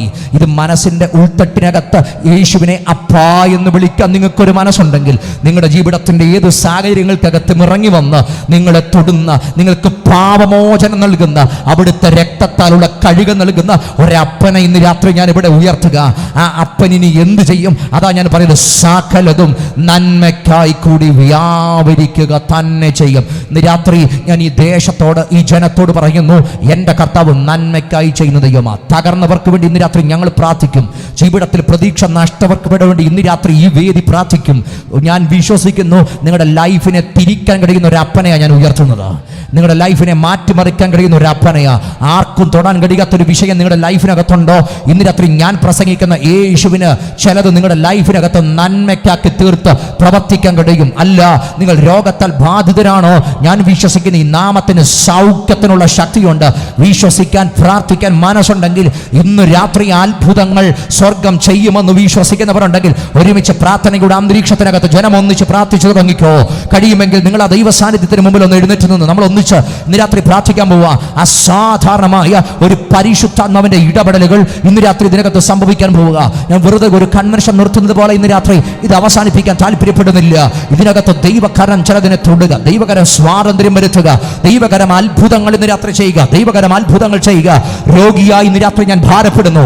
യേശുവിന്റെ നാമത്താലും ആ വചനത്താലും എനിക്ക് സൗഖ്യം വേണമെന്ന് നിങ്ങൾ ആഗ്രഹിക്കുന്നെങ്കിൽ ധൈര്യത്തോടെ കരം ഉയർത്തിപ്പിടിച്ചോ. നിങ്ങൾക്ക് വേണ്ടി പ്രാർത്ഥിക്കാൻ പോവുക. അല്ല, ജീവിതത്തിൽ എവിടെയോ ഞാൻ തകർന്നു, ഭയം, ഡിപ്രഷൻ, നിരാശകൾ, ഞാൻ എവിടെയോ ബാധിക്കപ്പെട്ടിരിക്കുക, എനിക്കൊരു മോചനം വേണം, എനിക്ക് വേണ്ടി പ്രാർത്ഥിക്കണമെന്ന് ആഗ്രഹിക്കുന്നവരുണ്ടെങ്കിൽ കാരണം നിങ്ങൾക്ക് ധൈര്യത്തോടെ ഉയർത്തിപ്പിടിക്കാം. എവിടേക്കോ ഞാൻ നിരാശക്കകത്ത്, ഭയത്തിനകത്ത്, എനിക്ക് രക്ഷപ്പെടാൻ പറ്റുന്നില്ല, എനിക്ക് വേണ്ടി പ്രാർത്ഥിക്കണമെന്ന് ഉള്ളവരുണ്ടെങ്കിൽ ധൈര്യത്തോടെ കരം ഉയർത്തിപ്പിടിച്ചോ. ഇന്ന് രാത്രി യേശു നിങ്ങളെ തൊടുന്ന രാത്രിയാ. യേശു നിങ്ങൾക്ക് സ്വാതന്ത്ര്യം വരുത്തുന്ന രാത്രിയാ. ഈ പന്തലിൽ ദൈവ സാന്നിധ്യം വ്യാപരിക്കുന്നുണ്ട്. ഞാനിവിടെ പ്രസംഗിക്കുന്നത്, ഞാനിവിടെ ഉയർത്തിയത് എല്ലാ നാമത്തിലും മേലായ യേശുവിന്റെ നാമത്തെയാ. ഈ പന്തലിന് അകത്തിരിക്കുന്ന സകല ജനത്തിന്മേലും അസാധാരണമായ ആ ദൈവശക്തി വ്യാപരിക്കുക. സൗഖ്യത്തിന്റെ കരം ഇന്ന് രാത്രി ഇവിടെ ചലിക്കുക. അത്ഭുത രോഗശാന്തികൾ മാനസിക ശാരീരിക മേഖലയിൽ ഇന്ന് രാത്രി അത് വെളിപ്പെടുക. ചില ഡിപ്രഷനുകൾ ഇന്ന് രാത്രി ഹീലാകുന്ന രാത്രിയാ. വിശ്വസിക്കുന്ന ജനം ഒന്നിച്ച് പ്രാർത്ഥിക്കട്ടെ. ദൈവം എന്നിൽ നൽകിയിരിക്കുന്ന ആത്മീക നിയോഗത്താൽ, ആത്മീക അധികാരത്താൽ തന്നെ ഞാൻ ഈ ദേശത്തിന് വേണ്ടി, ഈ ജനത്തിന് വേണ്ടി പ്രാർത്ഥിക്കുക. കരങ്ങൾ ഉയർത്തിപ്പിടിച്ച് ഇന്ന് രാത്രി പ്രാർത്ഥിച്ചോ. ഈ രാത്രി നിങ്ങൾ കരങ്ങൾ ഉയർത്തിപ്പിടിക്കുമ്പോൾ തന്നെ യേശുവിന്റെ നാമത്തെ വിളിച്ചോ. യേശുവേ എന്ന് രണ്ട് കരങ്ങളും സ്വർഗത്തേക്ക് ഉയർത്തിപ്പിടിച്ച് വിളിച്ചു. ഈ രാത്രി യേശുവേ എന്ന് നിങ്ങൾ വിളിച്ചുകൊണ്ടിരിക്കുമ്പോൾ തന്നെ ആ നാമത്തിന്റെ ശക്തി നിങ്ങളെ ഇന്ന് രാത്രി സ്പർശിക്കാൻ ഞങ്ങളുടെ കർത്താവേ, അധികാരമുള്ള യേശുവിന്റെ നാമത്തിൽ ഈ ജനത്തിന് വേണ്ടി പ്രാർത്ഥിക്കുന്ന ഈ നിമിഷം തന്നെ ഞങ്ങൾ ഇവിടെ ഉയർത്തിയ യേശുവിൻ നാമത്തിന് ശക്തി ഈ ജനത്തെ തൊടുന്നത് കൊണ്ട് സ്തോത്രം. പാപത്തിന്റെ കരത്തിൽ കിടന്ന ചിലത് ഇന്ന് രാത്രിയെ കേട്ടുവിട്ട് പുറത്തു വരുന്നത് കൊണ്ട് സ്തോത്രം. നിരാശയുടെ ലോകത്തിൽ കിടക്കുന്ന ചിലത് ആത്മാവിൽ പുറത്തു വരുന്നത് കൊണ്ട് സ്തോത്രം. തകർച്ചക്കകത്ത് കിടക്കുന്ന ചിലത് ജീവനിലേക്ക് മടങ്ങി വരുന്നത് കൊണ്ട് സ്തോത്രം. ദൈവിക ജയം ഈ ജനത്തിന് വേണ്ടി സംഭവിക്കുന്നത് കൊണ്ട് സ്തോത്രം. അത്ഭുതങ്ങൾ ഇന്ന് രാത്രി സംഭവിക്കട്ടെ. ഇത്രയും ചെലവിട്ട് ഈ സമൂഹം യോഗം നടത്തുമ്പോൾ ദൈവപ്രവൃത്തി ഈ പന്തലിനകത്ത് അത്ഭുതങ്ങൾ സംഭവിക്കട്ടെ. ഈ ദേശത്ത് അത്ഭുതങ്ങൾ നടക്കട്ടെ. ചില നിരാശകൾ മാറട്ടെ, ലഹരിയുടെ ചില താണ്ഡവങ്ങൾ ചില കുടുംബങ്ങൾ വിട്ട് മാറട്ടെ, ഭയങ്ങൾ മാറട്ടെ, ആത്മഹത്യ പ്രവണതകൾ മാറട്ടെ, നിരാശകൾ മാറട്ടെ. യേശുവിന്റെ നാമത്തിൽ ചിലർ വിടുതൽ പ്രാപിച്ച് പുറത്തു വരട്ടെ. സ്വർഗത്തിനും ഭൂമിക്കും നാഥനായ സ്വർലോകരുടെയും ഭൂലോകരുടെയും ആതോലോകരുടെയും മുഴങ്കാലൊക്കെ മടങ്ങുന്ന യേശുവിൻ നാമത്താൽ ഇന്ന് രാത്രി ദേശത്തിന്മേൽ ഞങ്ങളത് ഡിക്ലെയർ ചെയ്ത് പ്രാർത്ഥിക്കുന്നു. ജയത്തിന് നാന്ദി പറയുന്നു. പ്രാർത്ഥന കേട്ട കൃപയ്ക്ക് നാന്ദി. യേശു ക്രിസ്തുവിൻ നിസ്തുല്യ നാമത്തിൽ തന്നെ ആമേൻ. ഇന്ന് രാത്രി ജയത്തിന്റെ രാത്രിയാ. ഇന്ന് രാത്രി വിടുതലിന്റെ രാത്രിയാ. ഇന്ന് രാത്രി സ്വാതന്ത്ര്യത്തിന്റെ രാത്രിയാ. പരിശുദ്ധാത്മാവ് നമ്മുടെ അന്തരാത്മാവിനെ തൊടുന്ന അസാധാരണ നിമിഷമാണ്. ഒന്ന് ചേർന്ന് കരങ്ങൾ അടിച്ച് ഗായകസംഘത്തോട് ചേർന്ന് പാടി ബലപ്പെട്ട് ഗായകത്തോടെ